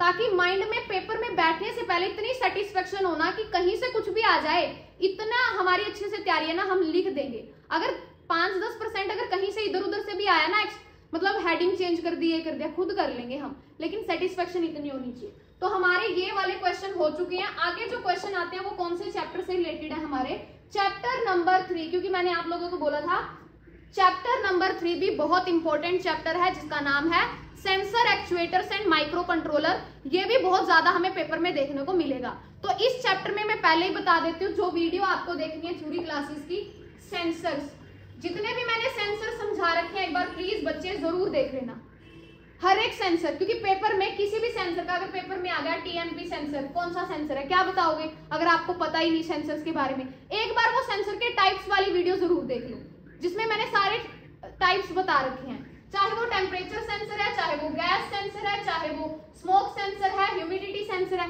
वो सारी वीडियोस देख लो बच्चे। सिर्फ 2 दिन की मेहनत है, उसके बाद आप लोगों का रिजल्ट बहुत अच्छा आएगा। ये मैंने आप लोगों को चीजें बता दी। सेंसर्स वाली देख लो, एक्चुएटर के एग्जांपल देख लो, मैंने बता रखे हैं। क्वेश्चन आएगा इनमें से कौन सा एक्चुएटर है या कौन सा एक्चुएटर का एग्जांपल नहीं है, इस तरीके से। माइक्रो कंट्रोलर के भी बहुत सारे क्वेश्चन आते हैं जो ऑलरेडी हम 3rd चैप्टर के अंदर बिल्कुल अच्छे से कर चुके हैं, लेकिन आज की इस वीडियो में बिल्कुल हम कंक्लूजन अच्छे से, जो बिल्कुल टॉप पे चीजें रहती हैं वो करेंगे। ध्यान से समझना चैप्टर नंबर 3। देखो, how are sensors classified, sensor को किसके बिहाफ पे क्लासिफाई किया जाता है, उसकी फंक्शनिंग के अकॉर्डिंग, परफॉर्मेंस के अकॉर्डिंग, आउटपुट के अकॉर्डिंग। आंसर क्या आ जाएगा, ऑल ऑफ द अबव। हमने किया था ना सेंसर्स की क्लासिफिकेशन, एनालॉग डिजिटल करे थे, एक्टिव पैसिव, किस किस के अकॉर्डिंग कर रखे हैं हमने, फंक्शन के अकॉर्डिंग होती है, परफॉर्मेंस के अकॉर्डिंग होती है, आउटपुट के अकॉर्डिंग होती है। तो राइट आंसर आ जाएगा all of the above. Which sensor is LM35, LM35 कौन सा सेंसर है, टेम्परेचर सेंसर। इसकी पिन आउट कॉन्फ़िगरेशन भी मैंने आप लोगों को थ्योरी क्लास में बता रखी है, देखना चाहते हो वहां से देख सकते हो, पर याद जरूर रख लो LM35 अगर नाम दिख जाए कौन सा सेंसर होता है, temperature sensor. What type of output do analogue sensor provide, analogue sensor किस तरह की आउटपुट देंगे, ऑब्वियस ही बात है एनालॉग आउटपुट देंगे। सेम एज इट इज आगे क्वेश्चन आता है, डिजिटल सेंसर किस तरह की आउटपुट देंगे। यहाँ मिसप्रिंट हो रखा है, यहाँ पर आएगा एनालॉग की बजाय यहाँ आएगा डिजिटल। डिजिटल सेंसर किस तरह की आउटपुट देते हैं, डिजिटल आउटपुट आ सकता है ये भी। Dash consist of 2 different metals connected eight 2 points. अब ऐसा कौन सा इनमें से सेंसर है जिसके, जहां पर क्या 2 अलग अलग तरह के मेटल्स जुड़े हुए होते हैं, 2 पॉइंट्स, वो आता है थर्मोकपल। अब कैसे, इसकी भी एक्सप्लेनेशन देख लो ताकि अच्छे से समझ में आए। पहले तो ऑप्शन देखो, क्वेश्चन में क्या बोला है, ऐसा कौन सा सेंसर है जिसके अंदर 2 अलग अलग मेटल कनेक्टेड होते हैं, 2 पॉइंट से अलग अलग मेटल जुड़े हुए होते हैं, वो होता है थर्मोकपल्स। अब थर्मोकपल्स के अंदर ऐसा क्या होता है, वो मैंने जो एक्सप्लेनेशन दे रखी है ये ध्यान से सुनना। थर्मोकपल्स आर टेम्परेचर सेंसर, ये तो पता है ना सभी को, थर्मोकपल क्या है, temperature sensor that consist of 2 dissimilar metal, जिसमें 2 डिसिमिलर यानी 2 डिफरेंट मेटल्स होते हैं, और जो ये 2 डिफरेंट मेटल्स होते हैं इनको आपस में कनेक्ट किया जाता है, जॉइन एट 2 पॉइंट्स, इनको जोड़ दिया जाता है, और जहां इनको जोड़ा जाता है ना वो फिर क्या बन जाता है, जंक्शन बन जाता है। 2 अलग अलग मेटल होते हैं, उनको जोड़ दिया जाता है, वो जंक्शन बन जाता है। क्यों बनाते हैं हम जंक्शन, टेम्परेचर सेंसर काम तभी करेगा जब हम जंक्शन क्रिएट करेंगे। देखो, when there is a temperature difference between this junction, अगर उस जंक्शन के बीच में टेम्परेचर का डिफरेंस होगा, अब वोल्टेज इज जनरेट, वोल्टेज तब जनरेट होगी, which can be measure to determine the temperature. हम टेम्परेचर कब डिटरमाइन कर सकते हैं, कब चेक कर सकते हैं, जब वोल्टेज होगी, और वोल्टेज कब आएगी, जब जंक्शन क्रिएट होगा, और जंक्शन कब क्रिएट होगा, जब टेम्परेचर की अलग अलग वैल्यूज होंगी दोनों पॉइंट की। तो वो किसके अंदर आता है, क्वेश्चन क्या था हमारा, 2 डिफरेंट मेटल्स कनेक्टेड होते हैं 2 पॉइंट पे, वो आ जाएगा थर्मोकपल्स। बिल्कुल ब्रीफ में मैंने आपको चीज बता दी। Which are the types of temperature sensor, इनमें से टेम्परेचर सेंसर का एग्जांपल थर्मिस्टर भी होता है, थर्मोकपल भी होता है, दोनों ही टेम्परेचर सेंसर के एग्जांपल है, both A and B. Which device measure gases और लिक्विड, कौन सी डिवाइस गैस और लिक्विड को मेजर करती है, प्रेशर सेंसर, क्योंकि प्रोक्सीमिटी सेंसर तो क्या करता है, किसी भी ऑब्जेक्ट की प्रेजेंस या एब्सेंस को डिटेक्ट करता है। टेम्परेचर को डिटेक्ट करता है, और टच आपको पता है टच को डिटेक्ट करता है, लेकिन प्रेशर सेंसर क्या करता है, अगर आप किसी किसी गैस का या किसी लिक्विड का प्रेशर डिटेक्ट करना चाहते हो, मेजर करना चाहते हो किसी गैस या लिक्विड को, वहां यूज किया जाएगा pressure sensor. Next question number 40, LDR sensor works on the principle of, ये वाला क्वेश्चन बहुत ही इंपॉर्टेंट है। एलडीआर सेंसर किस प्रिंसिपल के ऊपर काम करता है? फोटो कंडक्टिविटी, फोटो कंडक्टिविटी के प्रिंसिपल के ऊपर ये काम करता है। एलडीआर की फुल फॉर्म बता देती हूँ। एलडीआर की फुल फॉर्म होती है लाइट डिपेंडेंट रेजिस्टर। ऐसा रेजिस्टर जो किसके ऊपर डिपेंड करता है? जो ये स्मार्ट लाइट होती है ना घरों में, घरों के बाहर हम लगा देते हैं कि रात हो जाती है तो वो अपने आप ऑन हो जाती है, सुबह होती है सूरज निकलता है तो अपने आप बंद हो जाती है, वो कैसे होती है? वहां एलडीआर सेंसर लगा होता है। एलडीआर यानी लाइट डिपेंडेंट रेजिस्टर, वो किस टेक्नोलॉजी से बना है, किस प्रिंसिपल पे काम करता है? Photoconductivity, photoconductivity principle के ऊपर वो वर्क करता है। Most sensors have what type of transfer function, जो ज्यादातर हमारे पास सेंसर्स होते हैं उनके अंदर किस तरह का ट्रांसफर फंक्शन होता है? लीनियर, कि वो डेटा लीनियर में ट्रांसफर करते हैं। बहुत सारे नॉन लीनियर को भी करते हैं, ऐसी बात नहीं है नॉन लीनियर नहीं होता, बट लीनियर को सबसे ज्यादा, जो स्टैंडर्ड फॉर्म है वो लीनियर है, जो स्टैंडर्ड रहेगी, तो लीनियर इसका राइट आंसर आ जाएगा। Which of the following is used to capture data from the physical world in IoT device? कितना सिंपल क्वेश्चन है। फिजिकल वर्ल्ड से अगर डेटा कैप्चर करना है आईओटी की डिवाइस को, तो किसको यूज किया जाएगा? सेंसर को। अब अगर मैं आप लोगों को बोलूं आउटपुट देने के लिए किसको यूज किया जाएगा? एक्चुएटर को यूज किया जाएगा। तो सेंसर आएगा डेटा कैप्चर करने के लिए, आउटपुट देने के लिए एक्चुएटर यानी मूवमेंट पैदा करने के लिए।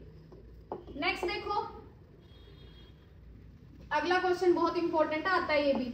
MQ135 is a type of, MQ135 किस तरह का सेंसर है? गैस सेंसर है, याद रखना। What is the use of IR sensor? IR sensor क्या होता है? Infrared radiation sensor. इसका यूज क्या होता है? ऑब्जेक्ट को डिटेक्ट करना। IR सेंसर सुना होगा ना। इंफ्रारेड रेडिएशंस क्या होती हैं?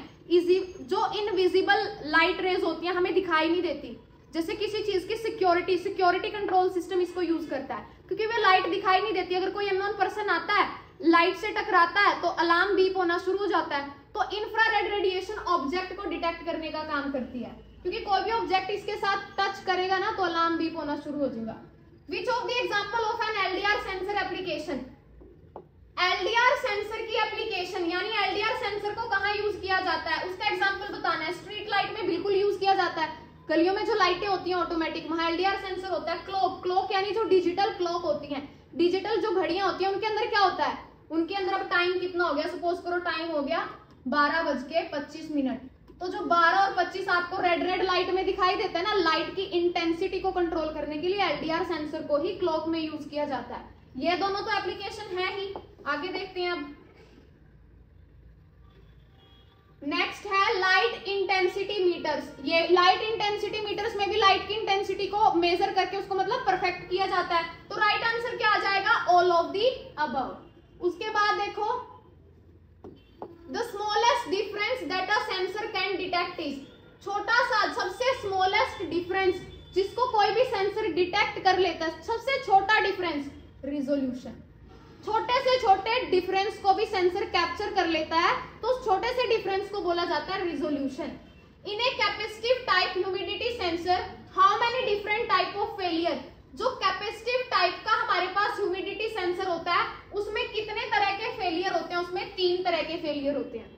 3 तरह के फेलियर क्या? कैपेसिटिव जो सेंसर होता है ना, ह्यूमिडिटी सेंसर तो पता है ना, ह्यूमिडिटी मेजर करता है। ह्यूमिडिटी सेंसर के हमने काम भी करा था हमने, तो 2 तरह के मैंने आप लोगों को सेंसर बताए थे, अगर आप लोगों को याद हो 1122 आप लोगों को, है ना। तो वो हमारे पास क्या है? ह्यूमिडिटी सेंसर, जो ह्यूमिडिटी को मेजर करेगा। तो कैपेसिटिव टाइप का जो ह्यूमिडिटी सेंसर है ना, अगर वो उसका काम प्रॉपर तरीके से नहीं चल रहा है, इनपुट या आउटपुट में कोई दिक्कत है ना, 3 तरह के फेलियर आते हैं। तो ये याद रखना, 3 तरह के फेलियर देगा कैपेसिटिव टाइप का humidity sensor. What is temperature in Celsius LM35? ये ध्यान से देखो 1 मिनट, क्योंकि इसकी जगह ना वो इक्वेशन चेंज करके भी पेपर में दे सकता है, ध्यान से समझना। What is temperature in Celsius? हमें टेम्परेचर कैलकुलेट करके बताना है सेल्सियस में। LM35 फॉर कोरस्पॉन्डिंग, LM35 क्या है? हमारा एक टेम्परेचर सेंसर, ठीक है। इसके ऊपर कितनी वोल्ट आई हुई है, 270 वोल्ट। ठीक है, ये हमारे पास पेपर में देगा क्या, वो आपको आउटपुट वोल्टेज दे देगा कि इतनी वोल्टेज है। आप हमें ये कैलकुलेट करके बताओ कितना टेम्परेचर होगा।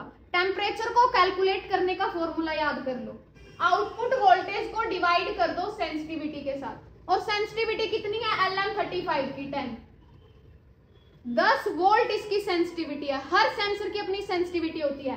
तो अगर 270 बोला है, अगर आप 270 को 10 से डिवाइड करोगे आंसर कितना आएगा, 27। तो राइट आंसर क्या आ जाएगा, 27। समझ में आया कैसे आया। टेम्परेचर बोल दे सेल्सियस में बताओ, LM35 बोला है, 10 से डिवाइड कर देना जितनी भी वोल्टेज दे रखी है। अगर मैं आप लोगों को 150 बोल दूं तो उसको 10 से डिवाइड कर दो, आंसर क्या आ जाएगा, 15। कुछ भी आए फॉर्मूला याद कर दो, ये फॉर्मूला लगा देना। How many terminals does MQ2 gas sensor have. MQ2 gas sensor में कितने टर्मिनल्स होते हैं, इसमें तीन टर्मिनल होते हैं। MQ2 ये भी पेपर में आ सकता है, MQ2 भी हमारा एक गैस सेंसर होता है। इसमें कितने टर्मिनल होते हैं, तीनों के नाम दे रखे हैं, हीटर, सिग्नल, ग्राउंड। जैसे हमारी पिन होती है ना, ग्राउंड को ग्राउंड से कनेक्ट करते हैं, सिग्नल को सिग्नल जिस पे आप आउटपुट देना चाहते हो, हीटर को हीट पिन से कनेक्ट करते हैं। तो 3 तरह के टर्मिनल होते हैं इसमें। Question number 50, what will happen if we supply a voltage of 25 volt to the VCC of the IR sensor. अब कर दी ना वही बात, मैंने आप लोगों को क्या चीज बता रखी है, हर एक सेंसर की ना एक कैपेसिटी होती है, एक वोल्ट होती है, और इतनी हाई तो किसी की भी नहीं होती। जो नॉर्मल रेंज होती है ना सेंसर की 3.3 वोल्ट से लेके 5 वोल्ट तक की होती है। अगर इससे ज्यादा, मैंने पहले भी बताया था, अगर इससे ज्यादा हम वोल्ट दे देंगे, इससे ज्यादा करंट देंगे तो ब्लास्ट हो जाएगा वो। तो यहाँ पर क्या चीज बोल दी उसने, यहाँ पर बोल दिया कि अगर हम कितनी वोल्टेज सप्लाई कर दें, 25 वोल्टेज, किसको, IR सेंसर के VCC पे, तो क्या हो जाएगा, डैमेज हो जाएगा। एक्सप्लेन भी कर रखा मैंने, जितने भी IR सेंसर होते हैं उनको डिजाइन किया गया है कि वो किसी स्पेसिफिक वोल्टेज के ऊपर ही काम कर सकता है, उसकी जो वोल्टेज की रेंज होगी वो स्पेसिफिक रहेगी, यानी कि वो होती है 3.3 वोल्ट से 5 वोल्ट के बीच में। कहाँ तो 5 वोल्ट और कहाँ 25 वोल्ट, कितना डिफरेंस है। उसकी बेचारे की कैपेसिटी ही 5 वोल्ट की है, 25 वोल्ट दे रहे तो वो तो डैमेज हो जाएगा ना। अब किसी इंसान का एग्जांपल लो कि किसी इंसान की कैपेसिटी कितनी है, 5 किलो वजन उठाने की, और आपने उसको वजन कितना दे दिया, 25 किलो, तो वो तो बेचारा वजन के नीचे ही दब जाएगा ना, डैमेज हो जाएगा। तो सेम एज इट इज यहाँ पर। इसके बाद देखो DHT11 क्या है, ह्यूमिडिटी सेंसर। DHT11 आ जाए, DHT22 आ जाए, दोनों के दोनों क्या है, ह्यूमिडिटी सेंसर। DHT क्या होता है हमारा, मैंने बताया था आप लोगों को, DHT की फुल फॉर्म होती है डिजिटल ह्यूमिडिटी टेम्परेचर सेंसर। जो DHT है हम इसको ह्यूमिडिटी सेंसर बोलते हैं, लेकिन ये ह्यूमिडिटी के साथ साथ टेम्परेचर को भी मेजर करने का काम करता है। और DHT22 एडवांस है, ये हम थ्योरी में सब कर चुके हैं। Next question number 52, Which of the following is the function of a sensor? Sensor का फंक्शन क्या है इनमें से, सेपरेट फिजिकल पैरामीटर्स। अब फंक्शन बताना है हमें किसका, सेंसर का। सेंसर क्या करता है, फिजिकल पैरामीटर्स को सेपरेट करके चलता है। फिजिकल पैरामीटर्स क्या होते हैं, सेंसर कोई भी चीज जब डिटेक्ट करता है ना, वो क्या डिटेक्ट करता है, कोई फिजिकल क्वांटिटी डिटेक्ट करता है कि ये चीज कैप्चर करिए, फिजिकल क्वांटिटी डिटेक्ट करेगा। तो जो वो फिजिकल चीजें डिटेक्ट करता है ना, फिजिकल पैरामीटर्स को सेपरेट करता है। तो ये इसका राइट आंसर आ जाएगा। डेटा को ट्रैक और एक्टिवेट तो करता ही नहीं, ना ही मूव करता रोबोट को, तो एक्चुएटर के काम दे रखे हैं सारे। आगे question number 53, sensor generates an output signal based on. Sensor क्या करते हैं, जनरेट करते हैं आउटपुट सिग्नल को, किसके ऊपर बेस्ड होता है, फिजिकल क्वांटिटी। थोड़ी देर पहले बोला है कि सेंसर आउटपुट सिग्नल भेजते हैं, किसके पास भेजते हैं, माइक्रो कंट्रोलर के पास भेजते हैं, लेकिन वो आउटपुट सिग्नल किसके बिहाफ पे जनरेट करते हैं, फिजिकल क्वांटिटी जो उसने डिटेक्ट करी है उसके बिहाफ पे। विच of the following is not passive transducer. इनमें से कौन सा पैसिव ट्रांसड्यूसर नहीं है, रोबोट, क्योंकि ये एक्टिव होता है, पैसिव नहीं होता, ये सारे पैसिव होते हैं, रोबोट नहीं है। ट्रांसड्यूसर में तो वैसे भी ये चीजें आएंगी, अब रोबोट तो है ही नहीं वैसे भी। अब ट्रांसड्यूसर का मीनिंग पता होना चाहिए तो आप कर सकते हो। ट्रांसड्यूसर का मतलब क्या होता है, जो क्या करता है, जो ना वन फॉर्म ऑफ एनर्जी को to another another form of energy में कन्वर्ट कर दे। ट्रांसड्यूसर का काम होता है एनर्जी की एक फॉर्म को दूसरी फॉर्म में कन्वर्ट कर देना। पैसिव ट्रांसड्यूसर कौन से हैं? थर्मिस्टर भी ट्रांसड्यूसर है, ट्रांसफर भी और थर्मोकपल भी। रोबोट तो ट्रांसड्यूसर है ही नहीं, रोबोट तो एक मशीन है ना। तो ये तीनों आ जाए तो राइट आंसर सॉरी क्या आ जाएगा? पैसिव ट्रांसड्यूसर कौन सा नहीं है? रोबोट नहीं है, तो ये वाला आ जाएगा। ठीक है। LDR sensor are made of. LDR sensor किससे बनता है? सेमीकंडक्टर मटेरियल से बनता है, लेड सल्फाइड से बनता है, पीबीएस भी लेड सल्फाइड के अंदर ही पाया जाता है। ये तीनों को मिलाकर बनता है, तो आंसर आ जाएगा all of the above. LDR sensor full form मैं ऑलरेडी बता चुकी हूं। Question number 56, the wireless battery free sensor design to record environmental and material temperature is.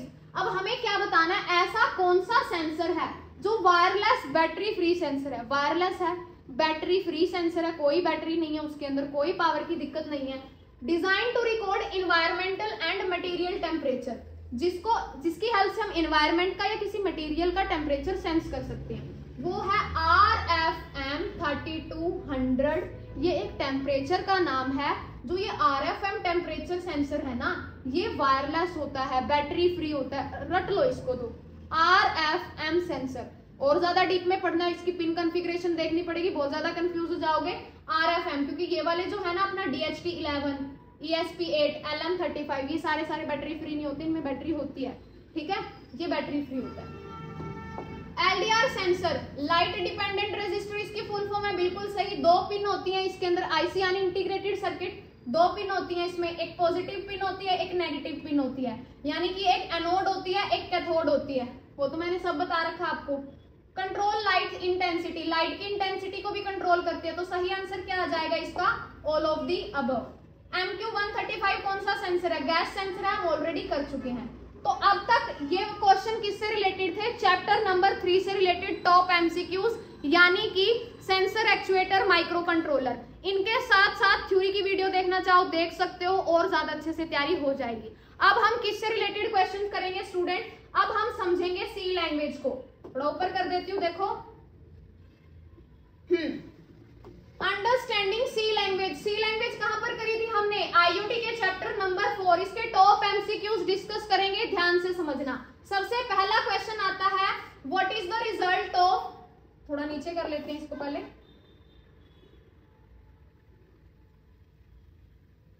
ठीक है, what is the result of. अब आप लोग इसको देख के कंफ्यूज हो जाओगे, मैम इसका तो क्या ही रिजल्ट है? 0110 एंड 1100 का रिजल्ट ये कैसे आ गया? अब वहां पर इतना दिमाग तो लगा सकते हो ना। बीच में क्या दे रखा है?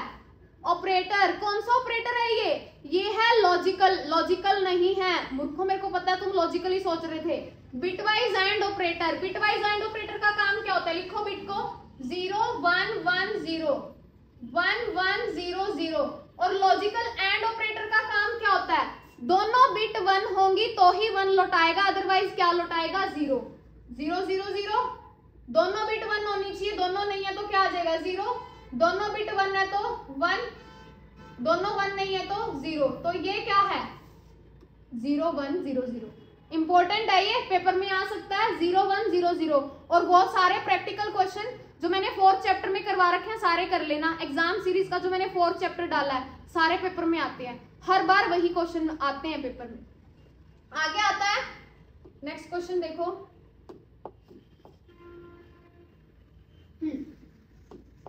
Identify wrong keywords of C. C language के अंदर कितने कीवर्ड्स होते हैं? 32 कीवर्ड्स होते हैं टोटल, ये भी पता कर लो, याद होना चाहिए। 32 कीवर्ड्स होते हैं टोटल, और सारे के सारे कैसे होते हैं? लोअर केस में होते हैं सारे।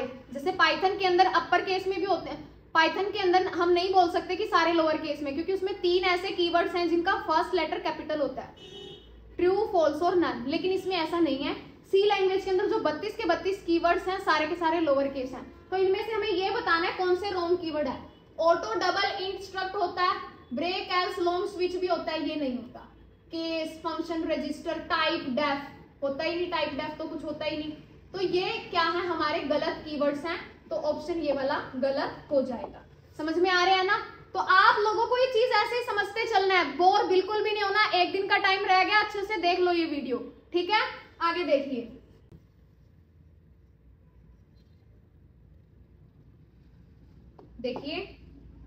सी program is a combination of, C का जो प्रोग्राम होता है वो किस किस का कॉम्बिनेशन होता है, स्टेटमेंट्स होती हैं उसके अंदर, फंक्शंस होते हैं, वेरिएबल्स होते हैं। तो राइट आंसर क्या आ जाएगा, ऑल ऑफ दिस, क्योंकि सभी का कॉम्बिनेशन होता है। Which loop is most suitable to perform the operation and then test the condition, ऐसा कौन सा लूप है जो पहले तो ऑपरेशन परफॉर्म कर देगा, ऑपरेशन परफॉर्म करने के बाद कंडीशन को चेक करेगा कि कंडीशन को वो सेटिस्फाई करता है कि नहीं करता। कौन सा लूप होता है, हम सभी जानते हैं डू वाइल लूप, क्योंकि डू वाइल लूप का सिंटैक्स क्या होता है, डू वाइल लूप के अंदर पहले स्टेटमेंट जो भी आप काम करवा रहे हो, इंक्रीमेंट या डिक्रीमेंट, उसके बाद कंडीशन चेक होती है। यही होता है ना, बाद में कंडीशन चेक होती है, पहले ऑपरेशन परफॉर्म की जाती है। तो यहीं पर यही चीज पूछी गई है कि पहले ऑपरेशन परफॉर्म हो रही है, कंडीशन बाद में चेक हो रही है, वो कौन सा लूप होता है, do while loop. End of file detecting by, जो एंड ऑफ फाइल के एंड को अगर डिटेक्ट करना, वो किसके थ्रू डिटेक्ट किया जाएगा, EOF।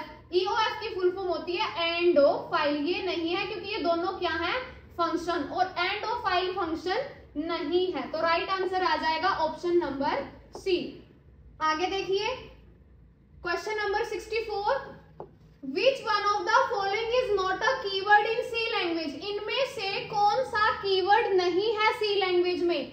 मेन एक कीवर्ड है, एंड एल एक कीवर्ड नहीं है, लेकिन एक एंड एल जो है ये क्या होता है, एंड एल कीवर्ड नहीं होता, इसका मीनिंग होता है एंड ऑफ लाइन। ये एक ये जो एंड एल दे रखा है ना, एंड ऑफ लाइन, जैसे हम स्लैश एन लगा देते हैं ना नेक्स्ट लाइन में जाने के लिए, स्लैश एन की जगह आप एंड एल भी लिख सकते हो सी में, लेकिन एंड एल एक कीवर्ड नहीं है, ठीक है। फ्लोट भी कीवर्ड होता है, स्विच भी कीवर्ड होता है, एंड एल एक कीवर्ड नहीं होता सी लैंग्वेज के अंदर। Which of the following is not a proper storage class in C, ये गलत दे रखा है यहाँ पे। अब हमें बताना है सी के अंदर प्रॉपर स्टोरेज क्लास इनमें से कौन सी नहीं है। जो प्रॉपर स्टोरेज क्लास नहीं है वो है DEC, ये कोई भी स्टोरेज क्लास नहीं है, ये इसका आंसर आ जाएगा, क्योंकि ऑटो भी स्टोरेज क्लास होती है, auto by default storage class होती है, बाय मिस्टेक लिखा गया ये, auto by default storage class होती है। स्टैटिक होती है कि जब फंक्शन को कॉल किया जाता है उस टाइम पे स्टोरेज को वो रिटेन करता है। एक्सटर्न भी होती है, जहां पर फंक्शन को डिफाइन कर रखा है, ये फंक्शन के अकॉर्डिंग होती है, यानी कि प्रॉपर स्टोरेज क्लास जो सी में पाई जाती है, ऑटो भी होती है, स्टैटिक भी होती है, एक्सटर्न भी होती है, इनके अलावा ग्लोबल भी होती है, लेकिन DEC नहीं होती। तो राइट आंसर आ जाएगा DEC। Which is the correct syntax to declare, array को डिक्लेयर करने का करेक्ट सिंटैक्स क्या है सी के अंदर। सबसे पहले हम डेटा टाइप लिखेंगे, फिर एरे का नाम लिखेंगे, फिर स्क्वायर ब्रैकेट के अंदर एरे का साइज लिखेंगे, इसके बाद सेमीकोलन से इसको एंड कर देंगे। ये है करेक्ट सिंटैक्स एरे को क्रिएट करने का सी लैंग्वेज के अंदर। उसके बाद देखो question number 67, what will be the output of the following C code, इस सी कोड की आउटपुट क्या होगी। अब ये चीज भी बता देती हूँ, आप ना सी के कोड को देख के ही घबरा जाते हो पेपर में, घबराना बिल्कुल नहीं है, सब आता है आपको, सारे ऑपरेटर्स करवा रखे हैं। अब इसकी आउटपुट तुम लोग खुद बताओ क्या आएगी। अब यहाँ पर क्या लिखा हुआ है, स्टेप बाय स्टेप देखो, x की वैल्यू है 10 और y के अंदर क्या काम करवा रखा है, ध्यान से देखो, y में लिखा हुआ है x प्लस प्लस प्लस 20। अब आप लोग बोलोगे मैम ट्रिपल टाइम प्लस दे रखा है तो कुछ होता नहीं। अरे मूर्खों, यहाँ ट्रिपल टाइम प्लस नहीं है, ये इंक्रीमेंट ऑपरेटर है जो हमने किया था, और बीच में जो प्लस है ये एडिशन का काम कर रहा है, तो माइंड का यूज करना है हमें। क्लियर है, क्योंकि मुझे पता है ना, क्योंकि मैं डेली तुम्हारी क्लास लेती हूँ, तुम लोग ऐसा ही सोचोगे, सोच रहे थे ना ऐसे ही कि ये क्या कर दिया, इसको कैसे सोल्व करेंगे, मेरे को पता है अच्छे से।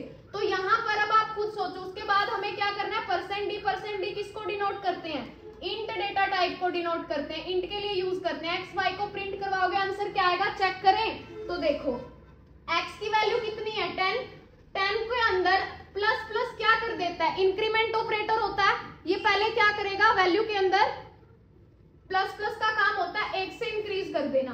तो यहाँ पर देखिए आप लोग, बिल्कुल मैंने आपको पहले ही बताया था, हमारे पास जो इंक्रीमेंट ऑपरेटर होते हैं ना, दो तरह के होते हैं, एक पोस्ट। प्री क्या होता है, जिसमें पहले आ जाए, पोस्ट होता है जिसमें बाद में आए। अब यहाँ पर कब है, पोस्ट। और पोस्ट इंक्रीमेंट क्या है, पोस्ट इंक्रीमेंट क्या करेगा, पहले वैल्यू को इस्तेमाल करेगा, बाद में उसमें एक नंबर ऐड करेगा। तो अब यहाँ पर आप लोग ध्यान से देखो, बिल्कुल x की वैल्यू है 10, y के अंदर हमने कर दिया x प्लस प्लस प्लस 20, और हम प्रिंट किसको करवा रहे हैं, x और y को। ध्यान से देखना, अब y के अंदर नई वैल्यू क्या आएगी, x के अंदर इंक्रीमेंट। क्या इंक्रीमेंट अभी हो जाएगा x में, अभी नहीं होगा, क्योंकि पोस्ट इंक्रीमेंट में क्या काम होता है, पहले वैल्यू को यूज करेगा, और x की वैल्यू कितनी है 10, वैल्यू यूज कर ली उसने, अपने आप उसमें एक ऐड कर दिया, लेकिन यहाँ नहीं ऐड करके वो दिखाएगा, क्योंकि पोस्ट बाद में x को कहीं भी यूज करोगे ना, इंक्रीज हुई वैल्यू वहां दिखाएगा। यहाँ 10 आएगा प्लस 20, तो x के अंदर y के अंदर वैल्यू कितनी आ जाएगी 30, x के अंदर वैल्यू पुरानी वैल्यू, इस टाइम पर x में वैल्यू 10 है, लेकिन इसके बाद हम अगर x को प्रिंट करवा रहे हैं तो x में नई वैल्यू आ जाएगी 11। पोस्ट इंक्रीमेंट का काम यही होता है, जब आप यहाँ लगा रहे हो उस टाइम पहले वो वैल्यू को यूज करेगा, बाद में यूज करने के बाद इंक्रीज कर दिया उसने, 10 लिखने के बाद इंक्रीज कर दिया। तो यहाँ पर जब ये काम किया जा रहा है, यहाँ y के अंदर वैल्यू आ गई 30, अब हमने क्या किया, ये 30 आने के बाद x को भी प्रिंट करवाया, y को भी प्रिंट करवाया, तो इसका राइट आंसर क्या आ जाएगा बच्चे, इसका राइट आंसर आ जाएगा 11 और 30। अगर ऑप्शन में आपको दिखाई दे रहा है तो इस पर टिक कर देना, ठीक है, ऐसे सोल्व करना है। A function can not be defined inside another function, बिल्कुल सही। सी लैंग्वेज के अंदर आप एक फंक्शन के अंदर दूसरे फंक्शन को डिफाइन नहीं कर सकते, यानी कि सी लैंग्वेज के अंदर नेस्टेड फंक्शन अलाउड नहीं है। Nested functions are not allowed in the C language. If return type for a function is not specified, it default to int।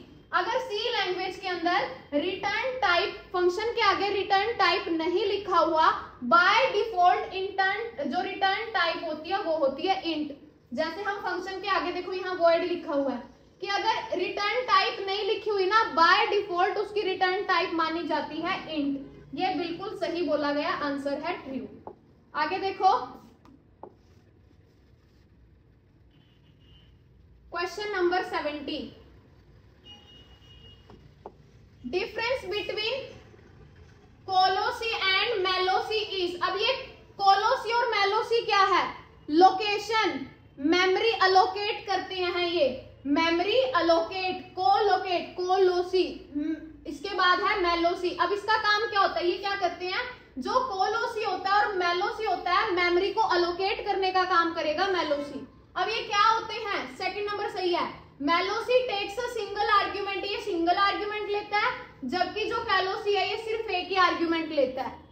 Memory को अलोकेट करने के लिए इन दोनों फंक्शन का इस्तेमाल किया जाता है, ये चीज याद रखना। ये तो मेमोरी को अलोकेट करता है, ये कंजेशन के लिए यूज किया जाता है, कॉन्टिजियस लोकेशन के लिए, मेमोरी अलोकेशन कॉन्टिजियस लोकेशन के लिए, ठीक है, ये दोनों यूज किए जाते हैं। फंक्शन अभी तक नहीं किए होंगे तो ये चीज याद रखो, मेमोरी अलोकेट करने के लिए इनको यूज किया जाता है। मेलोसी क्या करता है, सिंगल आर्ग्यूमेंट, यानी इसके अंदर सिंगल आर्ग्यूमेंट पास कर सकते हो। कैलोसी के अंदर आप क्या कर सकते हो, हाँ, उसके अंदर आपको आर्ग्यूमेंट जरूर कर सकते हो आप। Malloc take a single argument while calloc need two arguments. जैसे मैं आपको दिखाती हूँ, अगर आपको कंफ्यूजन भी है ना तो देखो हम क्या करते हैं, मैं लिखती हूँ,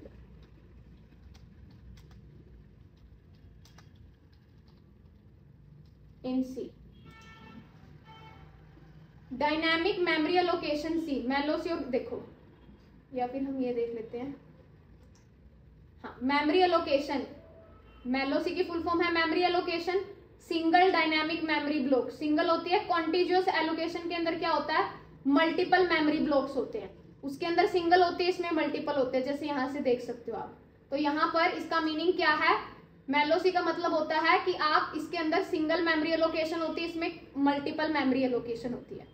क्लियर है। उसके बाद देखिए question number 71, each statement in a C program should end with, हर एक स्टेटमेंट किससे खत्म होनी चाहिए, सेमीकोलन, ये हमें पता है, हर स्टेटमेंट के एंड में सेमीकोलन जरूरी है। Strings are character array, it always end with, string क्या है, कैरेक्टर एरे है, हमेशा किससे खत्म होते हैं। अब ये चीज क्या है, स्लैश ओ, स्ट्रिंग को मैंने पहले ही बताया था एरे ऑफ कैरेक्टर बोला जाता है। अब ये क्या है, स्लैश के बाद ओ का नल कैरेक्टर। कभी भी आप स्ट्रिंग का एरे क्रिएट करो और उसको प्रिंट करवा के देखो, लास्ट एक कैरेक्टर आपको ऐड दिखाई देगा जिसको स्लैश ओ जो बोलते हैं ना, नल कैरेक्टर। वहां पर आपको या तो क्वेश्चन मार्क दिखाई देगा या फिर डॉट दिखाई देगा, मतलब नल, खाली। मैं इसका एग्जांपल दिखा देती हूँ ताकि आप लोगों को क्लियर रहे। मैंने क्या कर रखा है, सी का ऑलरेडी एक प्रोग्राम क्रिएट कर रखा है। तो देखो, अब यहां मैंने क्या किया, एक देखिए एरे ऑफ कैरेक्टर स्ट्रिंग बना रखा है ना, कैरेक्टर का एरे बनाते हैं हम। मैंने इसमें हेलो स्टोर करवा दिया, प्रिंट करवाया मैंने स्ट्रिंग को।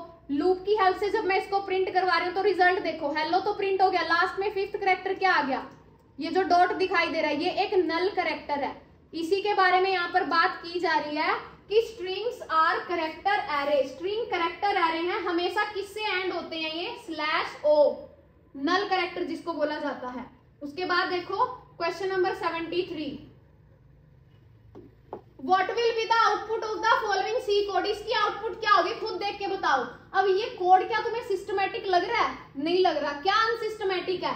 आई कैपिटल कर दिया, आई इधर भी कैपिटल है, प्रिंट एफ में पी कैपिटल है, आर कैपिटल है, जबकि सी तो कैसी लैंग्वेज है, सी एक केस सेंसिटिव लैंग्वेज है। कैसी लैंग्वेज है, केस सेंसिटिव। और केस सेंसिटिव में स्मॉल और कैपिटल डिफरेंट डिफरेंट, और सी के अंदर तो ये सारी चीजें स्मॉल में है, इंट स्मॉल में है, प्रिंट एफ का पी स्मॉल होना चाहिए, रिटर्न में आर स्मॉल होना चाहिए, तो इसमें क्या आ जाएगा, error.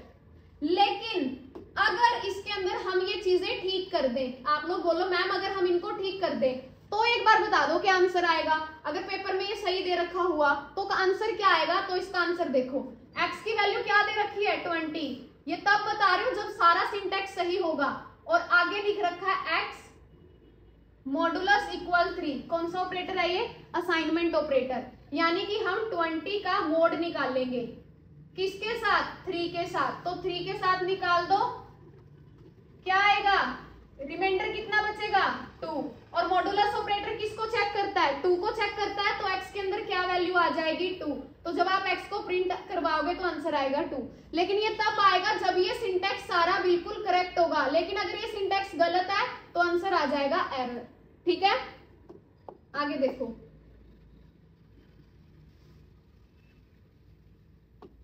N identifier can start with, identifier तो समझते हो ना, जो आइडेंटिफाई किसी वेरिएबल को, फंक्शन को, किसी को भी, वो किससे शुरू हो सकता है, अंडरस्कोर साइन से आप उसको शुरू कर सकते हो, अल्फाबेट से भी आप शुरू कर सकते हो। Any character that can be type on A keyword, नहीं, ये नहीं कर सकते। राइट आंसर क्या आ जाएगा, ऑप्शन ए एंड बी, कि आप किसी भी आइडेंटिफायर को अल्फाबेट से भी शुरू कर सकते हो, अंडरस्कोर से भी शुरू कर सकते हो, कीवर्ड को हम नहीं लेते।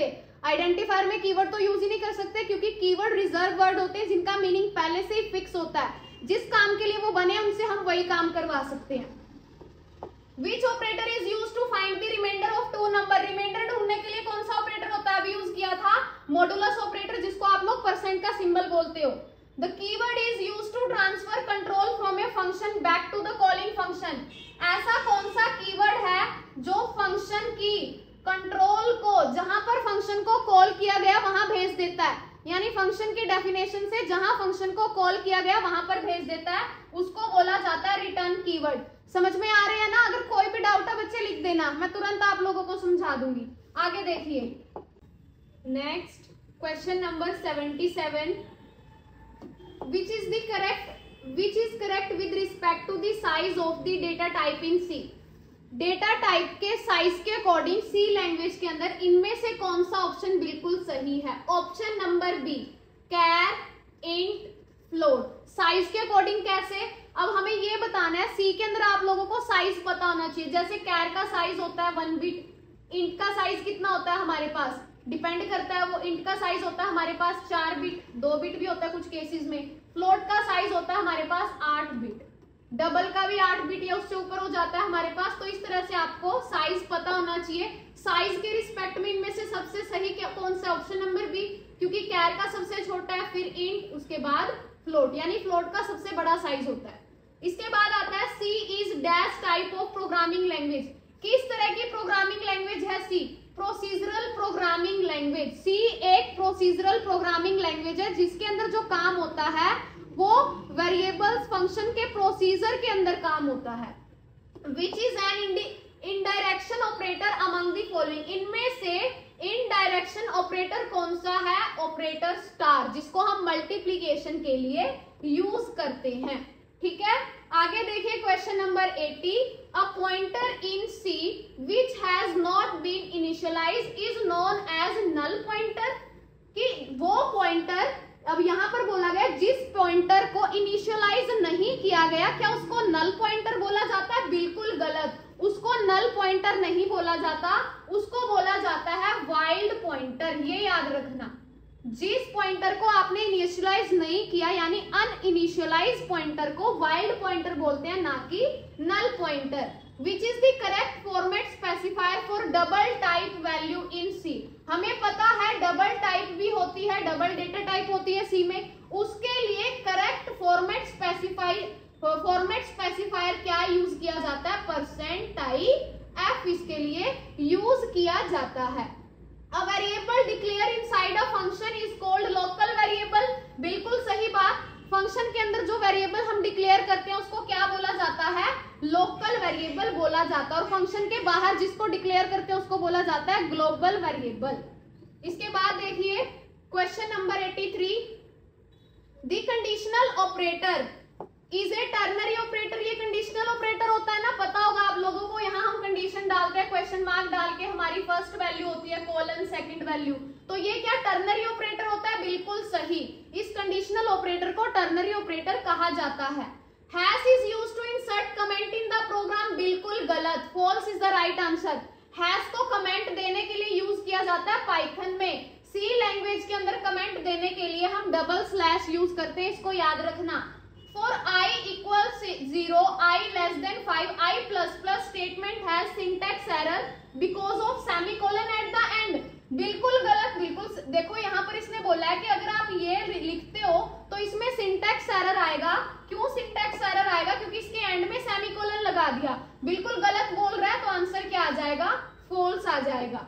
Function can not return a floating point number, अब ये बोल रहा है कि function floating point number return नहीं कर सकता, बिल्कुल गलत बोल रहा है, फॉल्स आ जाएगा, क्योंकि function floating point number return कर सकता है, क्योंकि इसके अंदर फ्लोट डेटा टाइप भी होती है ना।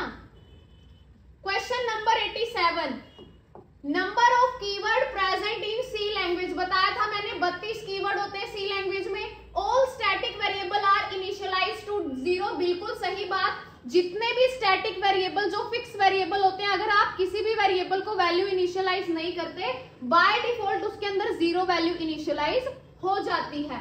User defined data type can be derived by user, आपको पता होगा कोई भी प्रोग्रामिंग लैंग्वेज है, हर एक प्रोग्रामिंग लैंग्वेज के अंदर 2 तरह की डेटा टाइप होती हैं, वो होती है प्रिमिटिव, नॉन प्रिमिटिव, याद रखना ये वर्ड नॉन प्रिमिटिव। प्रिमिटिव यानी कि प्री डिफाइंड भी बोल सकते हैं इनको यूजर डिफाइंड भी बोल सकते हैं, और इनको डिराइव्ड भी बोल सकते हैं, इनको स्टैटिक भी बोल सकते हैं। ठीक है, तो यहां पर क्या चीज है? प्रिमिटिव जो पहले से डिफाइन है, फिक्स है, नॉन प्रिमिटिव जिनको यूजर डिफाइन करते हैं, डिराइव्ड। तो यहाँ पर क्या चीज पूछी गई है? User defined data type can be derived by struct enum typedef, इन तीनों का यूज करके, क्योंकि जो स्ट्रक्चर होता है एनम होता है, टाइप डेफ, ये तीनों के तीनों यूजर डिफाइंड डेटा टाइप्स होते हैं, तो राइट आंसर आ जाएगा ऑल ऑफ दी अबव। ठीक है, आगे देखिए, it is necessary to have default case in switch statement, क्या स्विच स्टेटमेंट के अंदर मैंडेटरी या डिफॉल्ट होना ही चाहिए? बिल्कुल नहीं, तो आंसर आ जाएगा फॉल्स, मैंडेटरी नहीं होता डिफॉल्ट।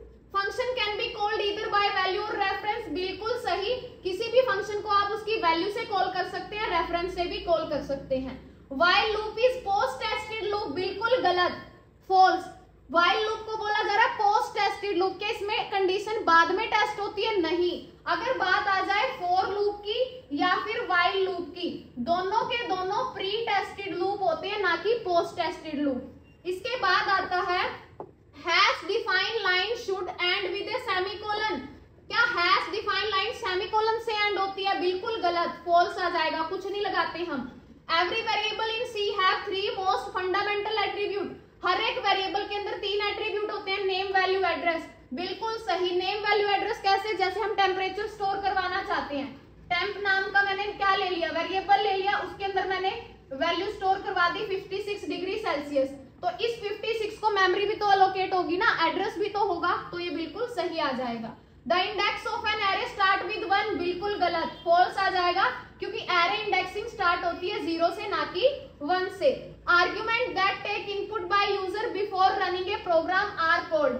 आर्ग्यूमेंट्स, प्रोग्राम को रन करने से पहले ही अगर यूजर से आर्ग्यूमेंट लिए जा रहे हैं तो उसको बोला जाता है कमांड लाइन आर्ग्यूमेंट्स। ये आप लोगों ने पाइथन के अंदर भी किया होगा। प्रोग्राम को रन करने से पहले ही जो आर्ग्यूमेंट्स दिए जाते हैं उनको कमांड लाइन आर्ग्यूमेंट्स बोला जाता है। Which header file should be included to use function like malloc, calloc? malloc और calloc हमने मेमोरी एलोकेशन के लिए यूज किए थे। अगर आप इन फंक्शन को यूज करना चाहते हो तो कौन सी हेडर फाइल आपको इंक्लूड करनी पड़ेगी?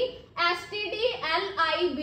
stdlib एक ऐसी लाइब्रेरी है, अगर आप malloc और calloc को यूज करना चाहते हो तो इसको इंक्लूड करोगे stdlib यानी standard library. A group of related data that share a common name। Related data types का ग्रुप, बहुत सारे वेरिएबल्स, बहुत सारी वैल्यूज एक ही डेटा टाइप की एक ग्रुप है, उनका कॉमन नाम दे रखा, उसको बोला जाता है एरे। यही करते हैं ना हम। Prototype of a function, function की प्रोटोटाइप का मीनिंग क्या होता है? डेक्लेरेशन ऑफ ए फंक्शन, की किसी फंक्शन को आप डिक्लेयर कर रहे हो। Variable of type auto, static, extern और ऑल स्टोर्ड इन। जो भी वेरिएबल जिनकी डेटा टाइप ऑटो होती है, स्टैटिक होती है, एक्सटर्न होती है, वो सारे के सारे रैम के अंदर स्टोर किए जाते हैं। लेकिन अगर वेरिएबल की टाइप दे देते हैं हम रजिस्टर, तो उनकी हो जाती है क्या? उनकी रजिस्टर ही यूज की जाती है, उनको स्टोर रजिस्टर में ही किया जाता है। लेकिन जिनकी डेटा टाइप ये होती है उनको रैम में स्टोर किया जाता है उन वेरिएबल को, और जिनकी होती रजिस्टर, अगर हम रजिस्टर दे देते तो रजिस्टर में स्टोर किया जाता। An uninitialized pointer in C is called wild pointer। बताया था। Which of the following operator has the higher precedency in the following? Presidency जरूर करके जाना पेपर में। अब इनमें से पूछना हायर प्रेसिडेंसी किसकी है? पैरेंथेसिस की। क्लियर है? तो ये क्या थी स्टूडेंट्स आज की हमारी मैराथन 102 क्वेश्चंस की, जो टॉप क्वेश्चंस हैं। इन क्वेश्चंस को अच्छे से कर लीजिएगा। आई होप आप लोगों को इनसे काफी हेल्प मिली होगी। तो आप लोग एग्जाम में जाने से पहले ये क्वेश्चन अच्छे से करना स्टूडेंट्स। वैसे सीरीज हम पूरी कर चुके हैं 6 चैप्टर की, वो भी अच्छे से करना। कोई भी डाउट है बच्चे कमेंट सेक्शन में जरूर लिखना। मुझे पता है आप लोगों का कल पेपर है, तो पेपर से पहले चीजें सॉर्ट आउट कर लो। कोई भी डाउट है माइंड में मेरे से लो, हम हर टाइम आप लोगों के लिए अवेलेबल है। बस आप लोगों को एक ही चीज बोलूंगी, ऑल द वेरी बेस्ट। बिल्कुल अच्छे से अपना एग्जाम करके आना सभी, बिल्कुल काम रह के। जैसे मैं आप लोगों को क्लास में भी बोलती हूँ, हड़बड़ी नहीं करनी है, बिल्कुल शांत माइंड से पेपर करना है। कोई भी क्वेश्चन नहीं छोड़ के आओगे, कोई नेगेटिव मार्किंग पेपर में नहीं है। हर एक बच्चा हर क्वेश्चन अटेम्प्ट करके आएगा, नेगेटिव मार्किंग ही नहीं है। सोच समझ के करोगे, हर क्वेश्चन हो जाएगा। ठीक है, अच्छे से पेपर करके आओ और फिर हमें आकर बताओ कि आपका पेपर कैसा हुआ। ठीक है students, all the very best. Thank you so much.